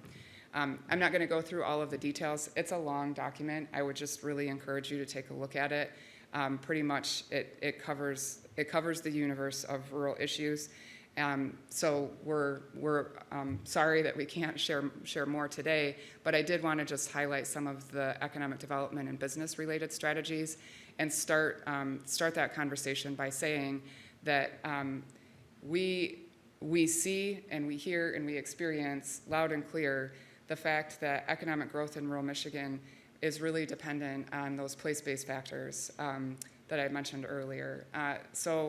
I'm glad you're back now. I actually was trying to refer back to your Walmart statement because I think it's a perfect consideration in some of these conversations that we're having about economic growth and opportunity and business needs in rural Michigan. And we understand that when people make decisions about jobs, they're also making decisions about the place and the services that are available there. And so we know that if we're going to be successful in rural Michigan, we have to have airports that provide regular flights. We have to have childcare services. We have to have housing. Across the board, we have to have housing for a range of income types, and we have to have amenities that will draw people to that place. So things like trails and water access have really been identified as key drivers in economic growth in a lot of rural communities. And so we're really focused on how we can build that infrastructure and quality of place so that rural communities can capitalize on some of the opportunities in front of us around business development. So this is a very short summary of our economic development and business related strategies, but I just want to point out that the place-based supports are really central to those recommendations. So we're talking about place-based supports in a number of different ways, building strategies around unique regional assets, making sure that the programs and funding that's available for rural communities is flexible and responsive, responding to things like air service needs, making sure that we have infrastructure for outdoor recreation amenities that will bring people back to our communities, and then also investing in the organizations that will help us get to those solutions. So making sure that we have supports for regional organizations and regional assets, and making sure that we're supporting collaboration across the region. We also talk about some of the potential resources and supports needed for rural businesses, specifically focused on the needs that we heard from rural communities that cover issues everything from competition along the border with Wisconsin to the need to build up some of the technology solutions that we heard about in the last presentation. So again, I would encourage you to check out the full roadmap, and we're happy to have a more in-depth conversation with you or any other groups about these specific strategies and how they might play out in your community or your region, and how we might connect with state partners and other partners like universities or nonprofits to help move some of these ideas forward. One of the exciting things for us is that a lot of the issues and needs that we identified in the roadmap were also recognized in the governor's proposed budget for fiscal year 25. And so, again, I'm not going to go through all of these in detail, but I just want to say that a lot of the ideas and needs that we heard and communicated about what rural communities are experiencing are reflected in some of the recommendations that the governor just put forward for the budget process. And a few of them relate to housing, as well as building some of the workforce needs that we talked about in the last presentation. And we're really excited that there's some proposed support for the Office of Rural Prosperity in continuing those rural readiness grants, and are hopeful to be able to move that program forward and continue to build the programming for the office. So again, happy to talk more in detail with you about any of these recommendations or about the work of the Office of Rural Prosperity, but I'm going to now turn it over to my psychic, Lisa, who's going to tell you about what's next. I was just chuckling because I was like, wow, that was really nicely teed up, Sarah. We didn't even plan the psychic and looking to the future. But as Sarah mentioned, I do our engagement and partnership work, and as you could see through Sarah's presentation, none of what our office is doing can be done without having input from all of you. So one of the ththe that we did last year that was really successful was that we did a series of 6 different leadership summits around the state. The one that we did in Munising last year was the most attended, the best attended, which has been a great bragging point in all of our conversations. So I see some familiar faces here. And that was a great way that we were able to get a lot of input. One of the things that we heard as we did those regional summits around the state was that communities wanted to hear from each other across. So what's going on in Southwest Michigan, and how might that relate to what's going on in the Eastern Upper Peninsula? And so we decided this year to bring everyone together, and the room can keep getting bigger. So I ask you to save the date on May 20th for Treetops Resort. We're going to be bringing together folks from across the state, rural stakeholders broadly. We hope to see folks from business, industry, the nonprofit sector, local government, to come together and have those kind of collaborative conversations to move towards solutions, really catalyzing what we talked about in the roadmap, but taking it to the next level and the next step. So what we hope to do is, what we are doing is for this Rural Prosperity Summit, we have some national speakers lined up that will help us look nationally to see what we're doing and how that relates. We'll also have some rural researchers from universities who will be talking about kind of where we're at and what the data shows. Some of the things I'm most excited about, not that those first 2 aren't amazing, but we've got a group of young rural champions that we bring together on a monthly basis from all across the state, and we have a broad conversation about what's working in their communities, what challenges they have, why they've located where they're at. These folks represent everything from education, healthcare, manufacturing. Some of them are folks who are in college right now and are pursuing a degree and want to live in a rural community. So we really are trying to tap into their insights. And they've graciously volunteered to do a panel. So I'm excited to hear a little bit from them and to be able to share with business leaders what they're hearing and what they're seeing that works in their communities. And a lot of it touches on the things we've already heard today about the pipeline programs, about working with the ISDs, about creating a sense of place that is meaningful, where folks can see themselves where they're at, maybe at 23 or 24, and then can envision a future where they can grow a family and stay. So we'll have success stories from communities. Our rural readiness grantees are excited to share what they've been learning and hopefully foster some spirit of collaboration, but also of innovation, and lots of time for networking. It was great last year in Munising when we walked in and we tried to get the event going. It was like going to a family reunion. Nobody was here for the speakers, right? Everybody wanted to connect, and there was such a great sense of energy. So we're going to make sure to build in lots of time for networking as well. So that is a little bit about where we're going in the near future. One other thing I just wanted to point to is that the website is on there, the bottom, michigan.gov/ORP, and at that you're able to sign up for our newsletter. And our newsletter is short but sweet. I know that if you sign up for state newsletters, you might get lots of state notifications. Ours comes out about once a month, and it's really just detailed towards rural prosperity opportunities. So what's coming up on the horizon, whether it's small business grants, opportunities through the MEDC, or perhaps DNR recreation, trails, all sorts of different grants, funding, programs, opportunities, and some innovative practices. So it's a monthly sort of thing. We promise not to spam you, but if you are so inclined, we'd welcome you to do that. Sarah went and sat down, but I'm sure she'd be happy to answer any questions, as would I, that y'all might have. So thank you so much for having us. Thank you. So I'm sure there's probably a variety of different questions. What qualifies as rural? What size? You can go to Sarah for that one. Okay. This is the hardest question to answer, and it's always the first one. So when we, there's as many different definitions of rural as there are programs out there that serve rural communities, and so we've kind of struggled with how to corral all of those different definitions and approaches.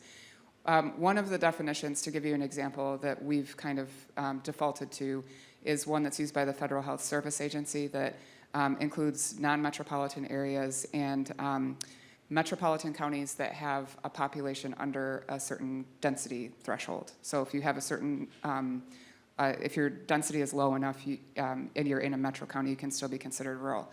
So that's where we defaulted. It was about 70 counties in Michigan. But we also know that some very rural counties, like Cass County in particular, were left out of the mix on that. So we try to recognize that there are different ways of seeing rural. We're pretty flexible in our definitions. We allow you to include other measures of rural that state or federal agencies use. But in the UP, you don't need to worry about it. Everything's rural. But it is a really important question because we work with such a range of communities, from very small, remote communities to, a small town that's 30 minutes outside of Grand Rapids. They have challenges associated with being rural and having limited capacity, but they have much different issues and needs than, say, communities in the Upper Peninsula. So we try to recognize just the spectrum of need in rural communities. Other questions? Yeah, so this reminds me of placemaking, which Jennifer Granholm put in during her administration. One of the things, though, that is a real factor and you mentioned young people who want to live rurally, is the lack of connectivity. So I'm wondering where on your priority list is broadband? It's at the top, and you know, as I was talking with communities across the state over the last couple of years, it was initially broadband and housing were the two topics that came up immediately in every conversation. I think that maybe now, because of the federal funding that's coming through for broadband, some communities feel like they have a better handle on it, or at least that there's a solution in sight. The housing question is still really complex and difficult for communities to grapple with, and so that's been much more of a concern for the communities that we've talked to. And I don't want to say that connectivity is not an issue. It is. It's ground zero infrastructure for any of the economic growth that we're going to have, or any of the population attraction or retention that we're going to do. But I think there's a recognition that there are more resources behind it. I've got a quick one for you. You know, a lot of our infrastructure, you know, there's a lot of stuff talking about recreational, whether it's quiet sports or motorized, those kinds of things. Are you working closely with that side of things as well? Yes. The Office of Outdoor Recreation Industry is a close collaborator with our office, and we work, I probably should have mentioned this earlier if I didn't. We work really closely with agencies throughout state government. So Office of Outdoor Recreation is a great partner for us. We're actually kind of collaborating with them on some events for the summer and fall, and making sure that that's a regular part of our programming moving forward. Anybody else, or am I going to keep firing Sarah questions? Because I got a lot of them. Okay. Is this a mountain bike question, or? No, it's great to see that they've already started handing out grants. I was just curious to find out if you could share any more details, more specific on any of the grants in the area. Mm-hmm. You know, what type of services or needs they touched on, and mm-hmm. what the criteria might be for others applying, and is it an annual amount that you get? Is that going to grow over the years? Excellent questions all around. So first, we had a one-time appropriation for $1.5 million that we could award, and that has been fully committed. So if we receive funding in this year's budget, we will continue the program. But they are one-time grants of $50,000, and they're open to any tax-exempt entity. So we have local governments, we have community foundations, we have nonprofits, we have schools, in fact, that have applied and have been awarded funds. And we're really hopeful we can continue the program. We have, I think, just a great some really great examples of how people are approaching these problems in different ways. And I know there's some awardees in the room here, and I don't want to put them on the spot, but Western UP Planning and Development Region is one of them. To give you an example of what I think is a really exciting strategy, because they have potential housing development that could be activated if there was an organizational infrastructure to support it and apply for grants. They're developing a community development collaborative with the grant dollars that we awarded, and then doing some of the pre-development work for that housing on a specific parcel of property. So that's one example. Another one is a behavioral health collaborative that covers the entire UP. Another one is a really interesting project led by the Superior Watershed Center that addresses emergency response planning needs, with an eye towards how those emergency response needs are impacted by tourism activity. And so building in some kind of responsible tourism activity as part of that. In Marquette County, there's a grant award for building housing capacity. So there's a housing coordinator that's been added to the county staff that will help facilitate some of the strategy discussions and development work that needs to happen. So it is really all over the map, literally and figuratively.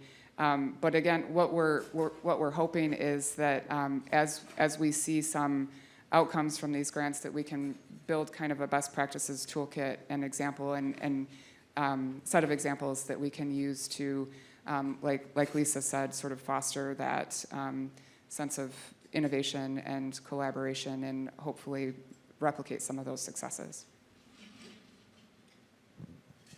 Any others? So I've got one last question, and then we'll break for lunch. But we've got a variety of different economic development groups around the Upper Peninsula.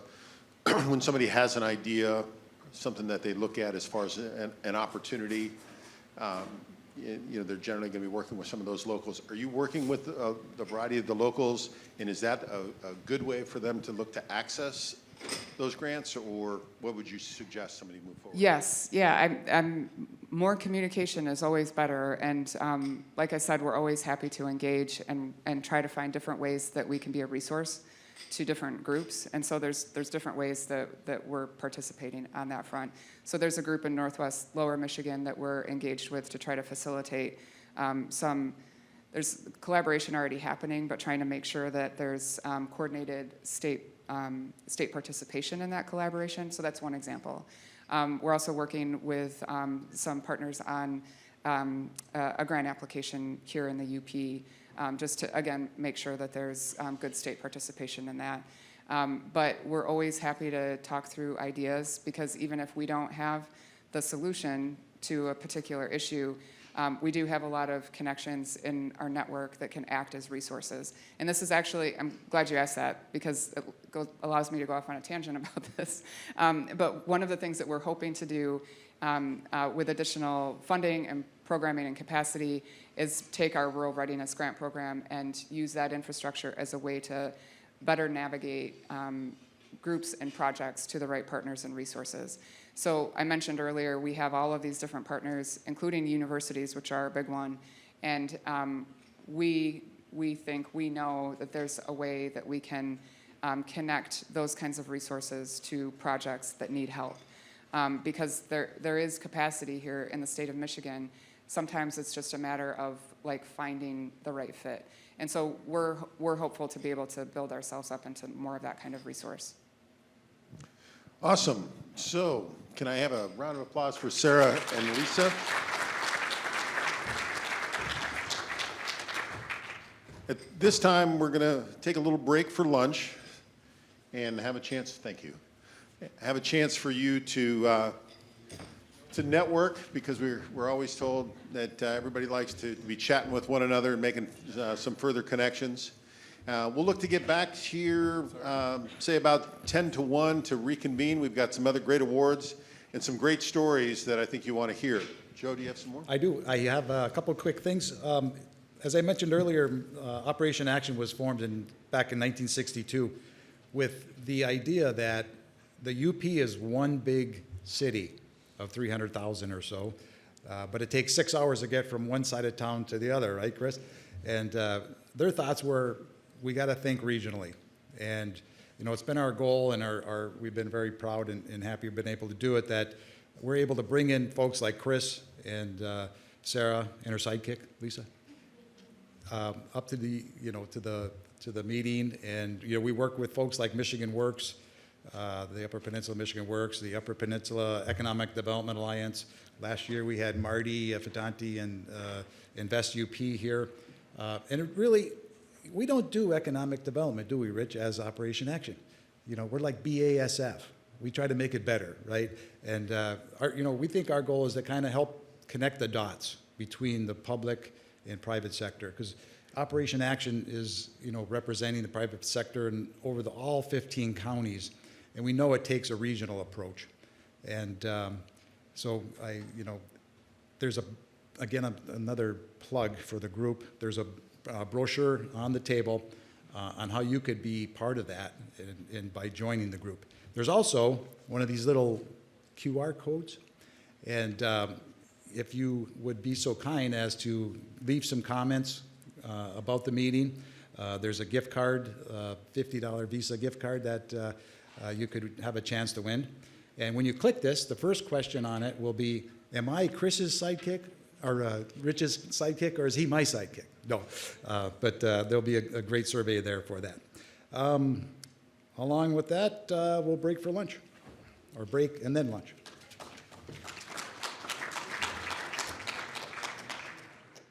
All right, at this point, we'd just like to give some appreciation to our staff, Ashley and crew over in the back. Thank you, very good job, excellent. And of course, the staff at Northern Michigan University, they always seem to knock it out of the park as well, so thank you. Okay, last but not least, and probably one of the award recipients that really ties into some of my past. So our next award recipient is Louisiana Pacific Building Solutions out of Sagola. And here today is the plant manager, Brett Wienen, and Mike Lavarnway. Mike, he's the incoming plant manager, and they'll talk about that in a minute. But back in my younger days, I put a phone system in the new mill, and I've also hauled logs into the new mill, back in the day. So had some ties to that back in the day. So, all right, as I mentioned, and then Todd Mackey graduated with my wife 2 years behind me. So we got a lot of tie-ins over there. Okay, so LP has 170 employees, and they've been in Sagola since 1987. And they started out as an oriented strand board, or OSB as we used to call it, producing its first board in '88. After nearly 35 years in operation, they just announced not that long ago that they would be converting to manufacture the company's flagship home siding project, SmartSide, which I just bought a ton of in my new house, which is one of the fastest growing siding brands in America. So without any further ado, let me introduce Brett and Mike up to the podium.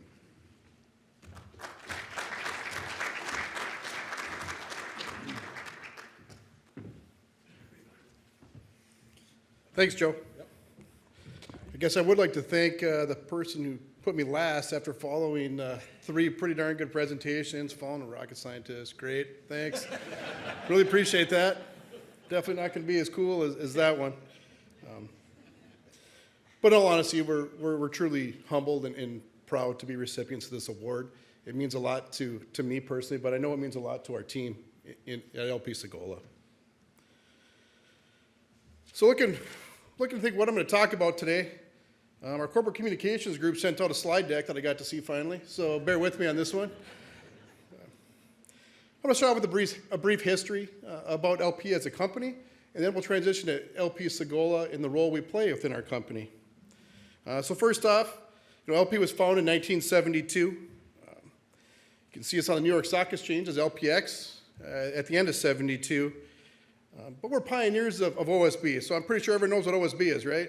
Saw the Facebook memes, during COVID, right? It was better than cash, you're hearing, right? But LP also launched, the SmartSide product back in 1997. Interesting story about that. LP partnered with Michigan Tech University, which was a pretty cool story. In the past, LP failed miserably on a siding product. Could have easily gave up. We didn't.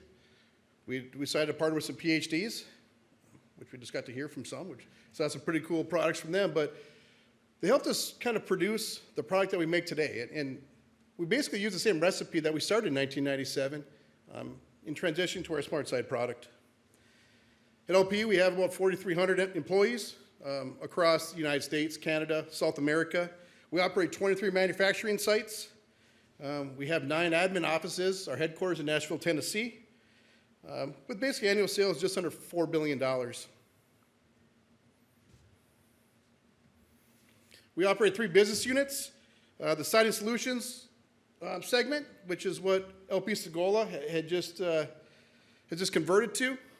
The OSB and Structural Solutions unit, which, in the brief history, that's basically what LP used to be.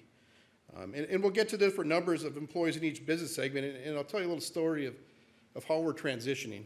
And the last one's LP South America. Basically what we're doing there, we're fairly new there. We're revolutionizing how homes are built in South America. Pretty interesting stories to hear. What goes on there, historically historically homes are all stone, brick, and here we're transitioning to OSB and SmartSide in South America. A little bit about LP's Siding Solutions. Maybe some of you have this on your house. Joe, you just talked about buying a whole bunch and putting in your house. Anybody else have anything on their house? LP, Smart Side?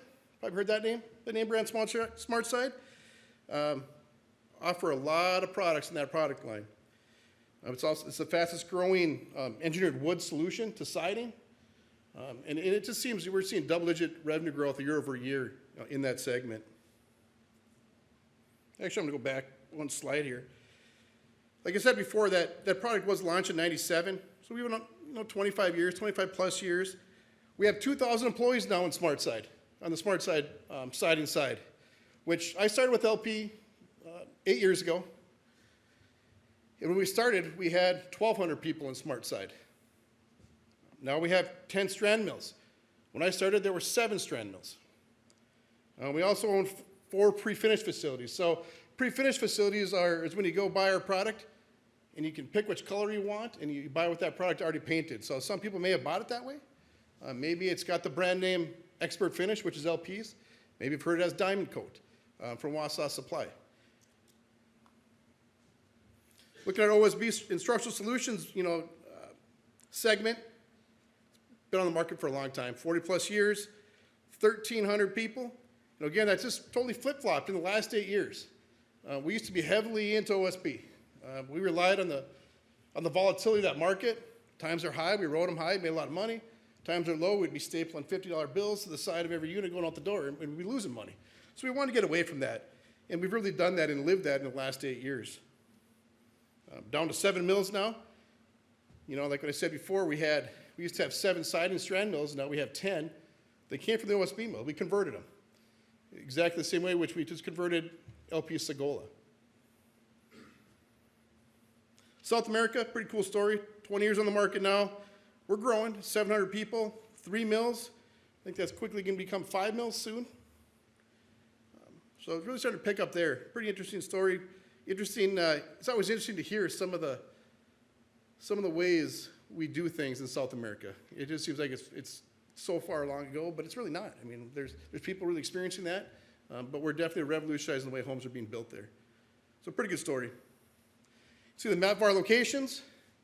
You can see the Great Lakes region. There's a whole bunch of yellow dots. That's our siding mills. There's one bluish one in the middle there. That's actually LP Sagola. It should be yellow.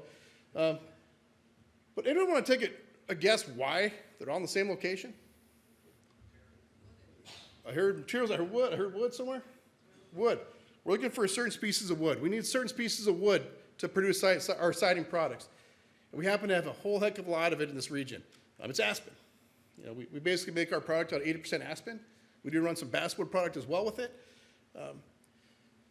But it's very, very important that we use that specific species of wood to keep this product going.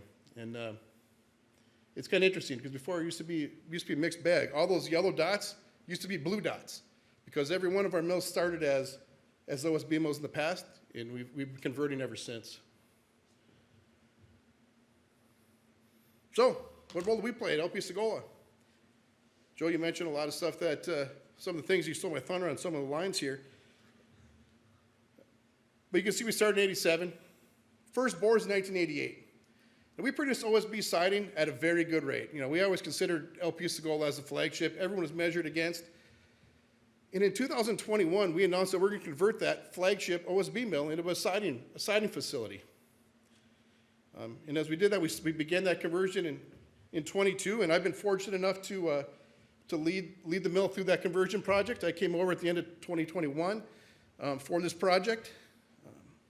You mentioned my successor here, Mike, to my right here. I'm actually, I'll be the manager here for 2 more weeks, and I'm transferring to our facility, our largest facility in Hayward, Wisconsin. So Mike's going to be the face of LP Sagola moving forward. So welcome, Mike. Mike also played a huge role in this conversion project. Mike was the face of our conversion project. Mike's background, he was our maintenance superintendent prior to that, Michigan Tech grad. Pretty long history, in the construction industry. Did a fantastic job. I won't steal some thunder. I hope we'll get lots of questions about what this project really looked like. But it was a big deal. It was a big deal for our community. We had 148 employees in OSB, and now we're sitting at 170. The game plan is by the end of this year is to be at close to 200, which is you know, it's a bump of 50 people. And we heard people talk about struggles with finding labor and workforce. Look, we had our struggles too. We did. But we've been able to find great people. You know, I think that's a testament to the workforce that we have in the UP. You know, we've really were able to bring in some very talented people at all levels, which is pretty cool. You know, if anyone's driven by our facility, has anyone driven by it lately? Look a little different? To drive by it when all those big cranes, I think we had 8 cranes or something out there, pretty big. And basically what we did was double the size of that facility. We added on 134,000 square foot addition that houses a lot of our new equipment. You can see on the slide, $84 million investment just in equipment. Overall spend on that project is in the hundreds of millions of dollars into this community. And we were talking at lunch, Joe and I and Rich, and in every one of our facilities, when we started them, all the employers were being told they're going to be around for 10 years. You know, all these were built in the 80s, 10 years. Here we are, 35 years later, investing $200 million into a facility. You know, it's a pretty cool story. When we pressed our first siding board, so we started our siding product back up in March of 2015. We ran the OSB line all the way until November of 22. We had 3 people that were actually on site there at the facility that pressed the first OSB board in 1988, that pressed the first siding board in last year. Pretty cool story. Maybe somebody saw the pictures in the paper, but that's just, it's pretty cool. You look at the longevity of the workforce, you know, right? When I came to the facility, one of the first things I looked at was how long have people been around here at this facility? And we had 38 people with 30 plus years. Out of that 148 people, 38 of them had 30 years of experience. And that's pretty special. You don't hear about that very often. But up here you do. And it's really cool to see. You know, one of the things of being a bigger employer, you know, we're obviously the biggest employer in Sagola Township. If anyone's been to Sagola, we're the biggest. But we draw a lot of people from the surrounding areas. You know, and part of that, you know, we don't take that lightly. I mean, we need to be conscious around being good environmental stewards of our community, but also being a partner in our communities. You know, that's one thing that we've really been focused on the last couple of years coming in the siding business is we invested a lot of money on a lot of equipment to maintain that we're good environmental stewards. It's important. It's important to us. It's important to our neighbors. It's important to our state. So, you know, we installed 7 new bag houses. If anyone knows what a bag house looks like, it's the big blue things when you drive by on the highway. You can't miss them. There's 7 of them out there.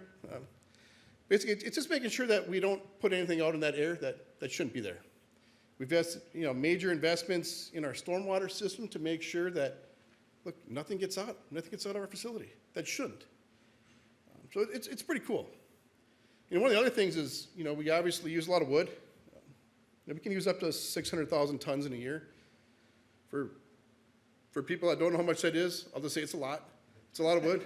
You know, what you see in the yard is probably 80,000 tons. So at a time in the winter when it's full. So we go through a lot. And the big thing is to make sure that we utilize every piece of that wood that we bring in, and we do. You know, we're over 99% of using all that log. You know, anything that we can't use, someone else does. Right? We just don't want to have waste, which is a good story. I mean, we're able to heat our facility, we're able to heat our thermal oil systems, we're able to heat our drying systems with byproducts of our production. So it's very sustainable. The other thing is community relations. You know, again, being one of the bigger employers in, like, you know, I consider Iron Mountain, Crystal Falls, Iron River. Someone mentioned Felch earlier today. It's like a big city of Felch. It's important that we invest back in our communities. And we're really getting that way. We're really focusing on giving back because we have a big imprint on our community, and we realize that. You know, we employ lots of people. We employ lots of suppliers in the area. You're looking back at our conversion project, you know, at times we had 1,500 contract employees on site. And not all of them were local. You know, the hotels in the area, the restaurants, the gas stations, the convenience stores.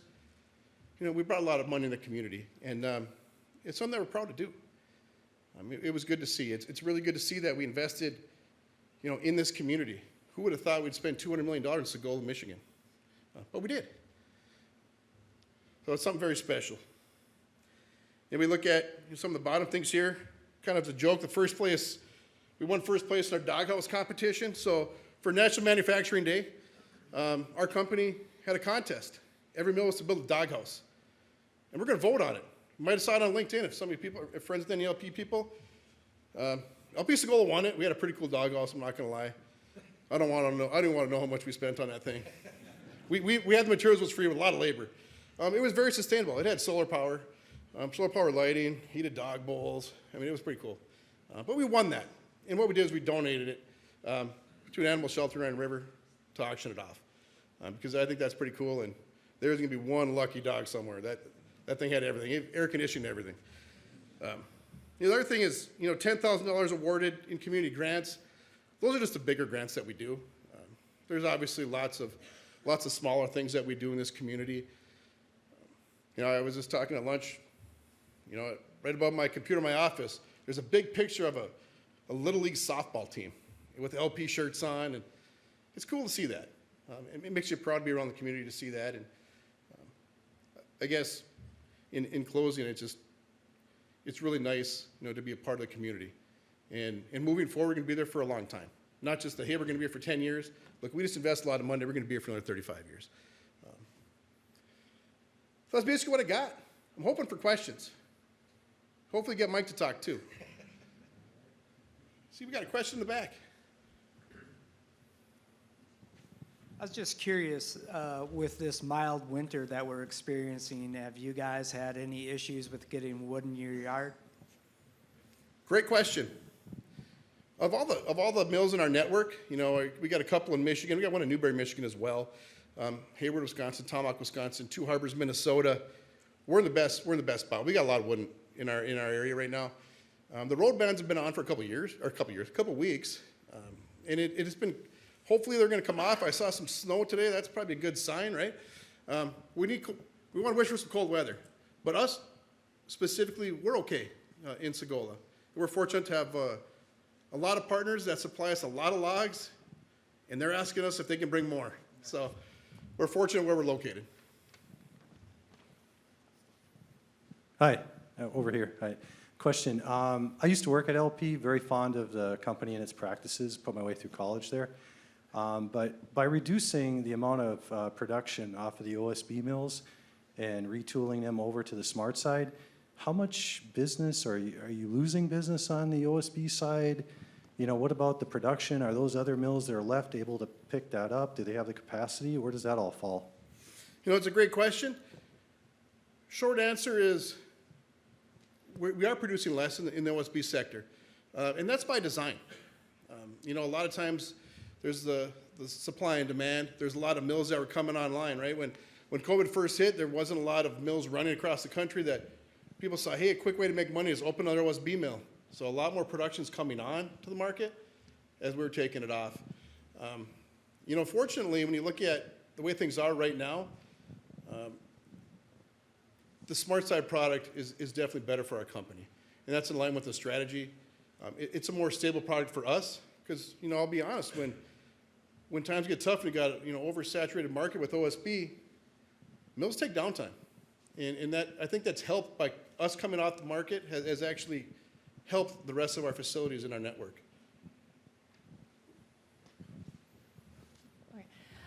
We talked earlier about developing the talent pipeline, and I know in the logging industry in the UP that they're declining as well. A lot of them are retiring. The small businesses are just retiring. They don't have anyone to take it over. Are you concerned about that for the future, and if you're investing in creating any new loggers? That's another great question as well. It's obviously a concern, right? During the time that we actually went down, so we actually shut down production for 4 months, starting November of 22 into March of 23, where we weren't taking wood for our facility. What we did is we partnered with our local loggers that we could help out because some of our mills were struggling. And we were trucking logs to Newberry, Michigan. We were trucking logs to Hayward, Wisconsin, to try to keep our current loggers healthy. Now, you're right, some of them are retiring. You know, the big thing is we always constantly talk with our loggers and future loggers about what we can do to help them. You know, in times in the past where times were really tough, people were having a hard time making payments, we've stepped in to help. And definitely, we're gonna need our loggers. As we start to produce more, we need more people to supply us wood. That's important. But there's been it's been a pretty tough market, you know, around with some of the other, you know, some of the other facilities, not just the siding facilities, but paper mills and stuff. Everyone's taking less wood as well too, and that's kind of concerning in the area. So if you ask my forester that question, he's deeply concerned. But there's a lot of work going into it right now to make sure that we're going to be okay for the future. Hey, Brett, we sure appreciate it. Joe's got the award that he'd like to present to you guys. Congratulations. Thank you. Way to go, guys. Keep up the good work. Thank you. You bet. Way to go, man. Appreciate it. Looks good. Thanks again, gentlemen. Round of applause.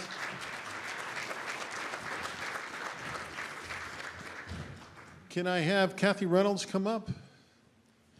Kathy is going to be presenting the UPEDA award. Way to go, Kat. No. The best for last, Kathy. The best for last. Come on up. Share the Excitement. podium here. Thank you so much, Joe. Thanks, Operation Action U.P., the board, and Lake Superior Community Partnership. I see Christopher back there and everybody else, Mary and some other folks that work there. Thanks for putting this on. You guys really do a nice job, and you let us come and do this award every year, this nonprofit award. I look around here and I see a lot of past board members from UPEDA, including Joe, and we got Jeff here and things like that, and Deb Brunel, who's currently on the board. You're probably wondering, I'll just do a little quick introduction. What is UPEDA? You're like, what the heck is that? It's another economic development organization put on by, it's run by a board from across the UP of economic development people, some people in the private sector, workforce development.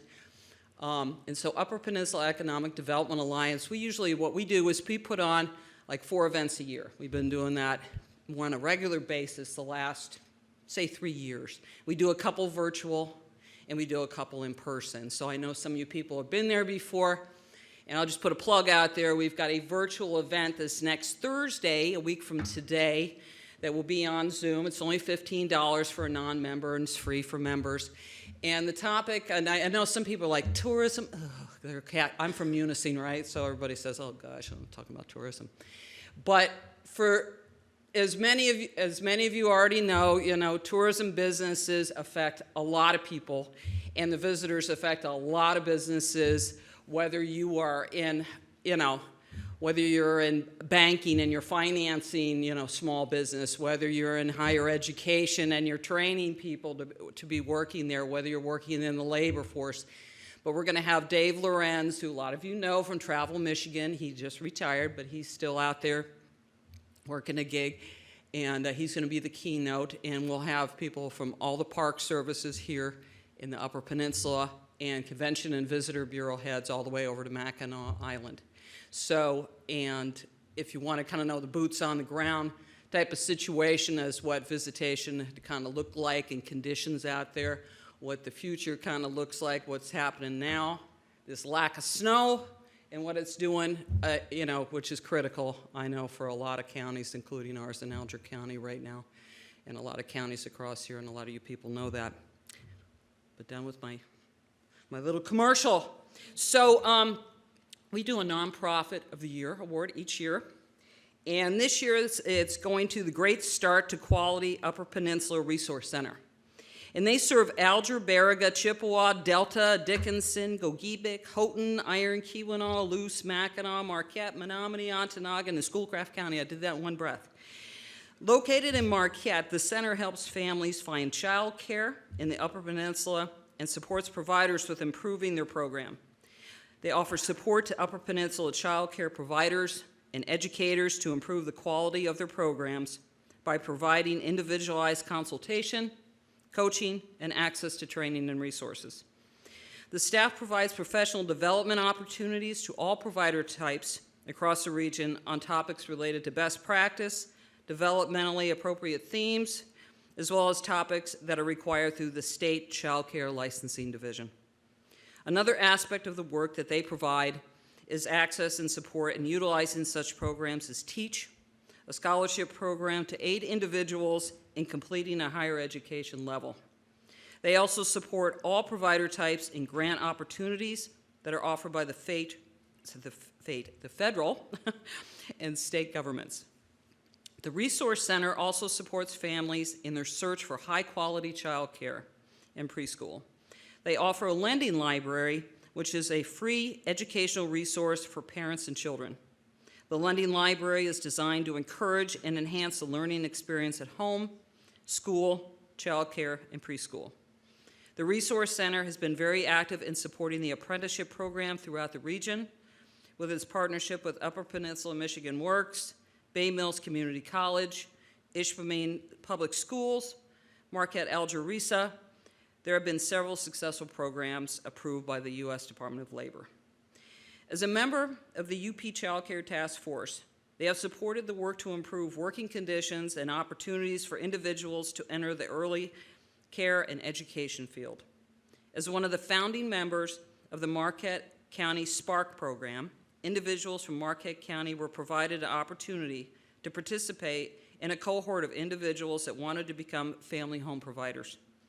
Through a 12-week face-to-face session, these individuals will walk through the licensing process to become business owners. Please welcome me in welcoming Deb Dupree, Executive Director, to the stage.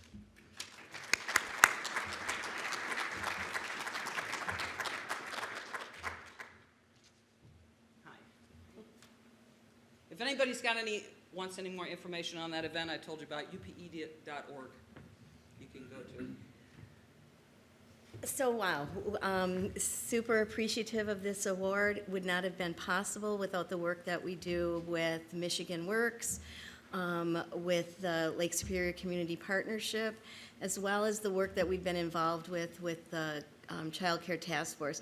Many of you have probably received our surveys as we realize that there's a crisis right now in child care, which is impacting parents and work. So we are right now in the process of gathering that data, looking at what kind of projects that we're going to do, and hopefully we're going to take care of that crisis. So again, thank you very much.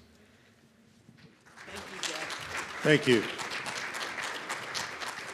And that is great work. As a granddad, it's nice to know that there's more and more options being created for childcare.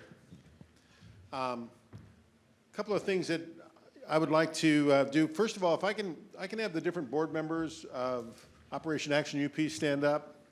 I just want to get them recognized so that people know who they are.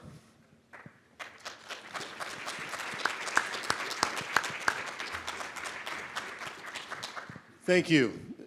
Hey, Rich. All our board members are very important. They do a great contribution. I just want to do a shout out for Al Blenard. I think, Al, you said you were going to be leaving us from the board. We sure appreciate all your hard work and dedication. So thanks, Al.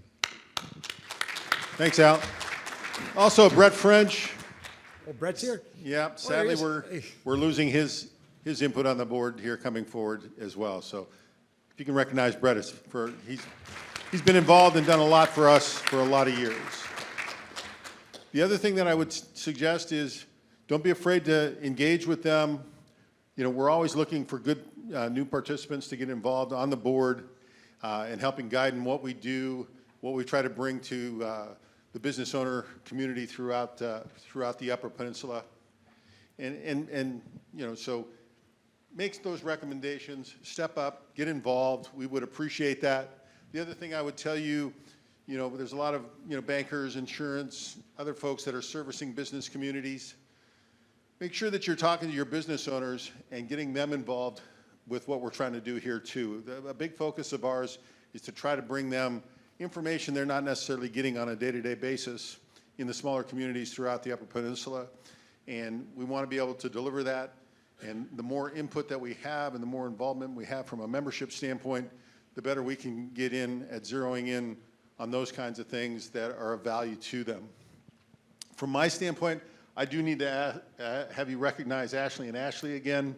They've saved my butt about a dozen times with putting together these meetings.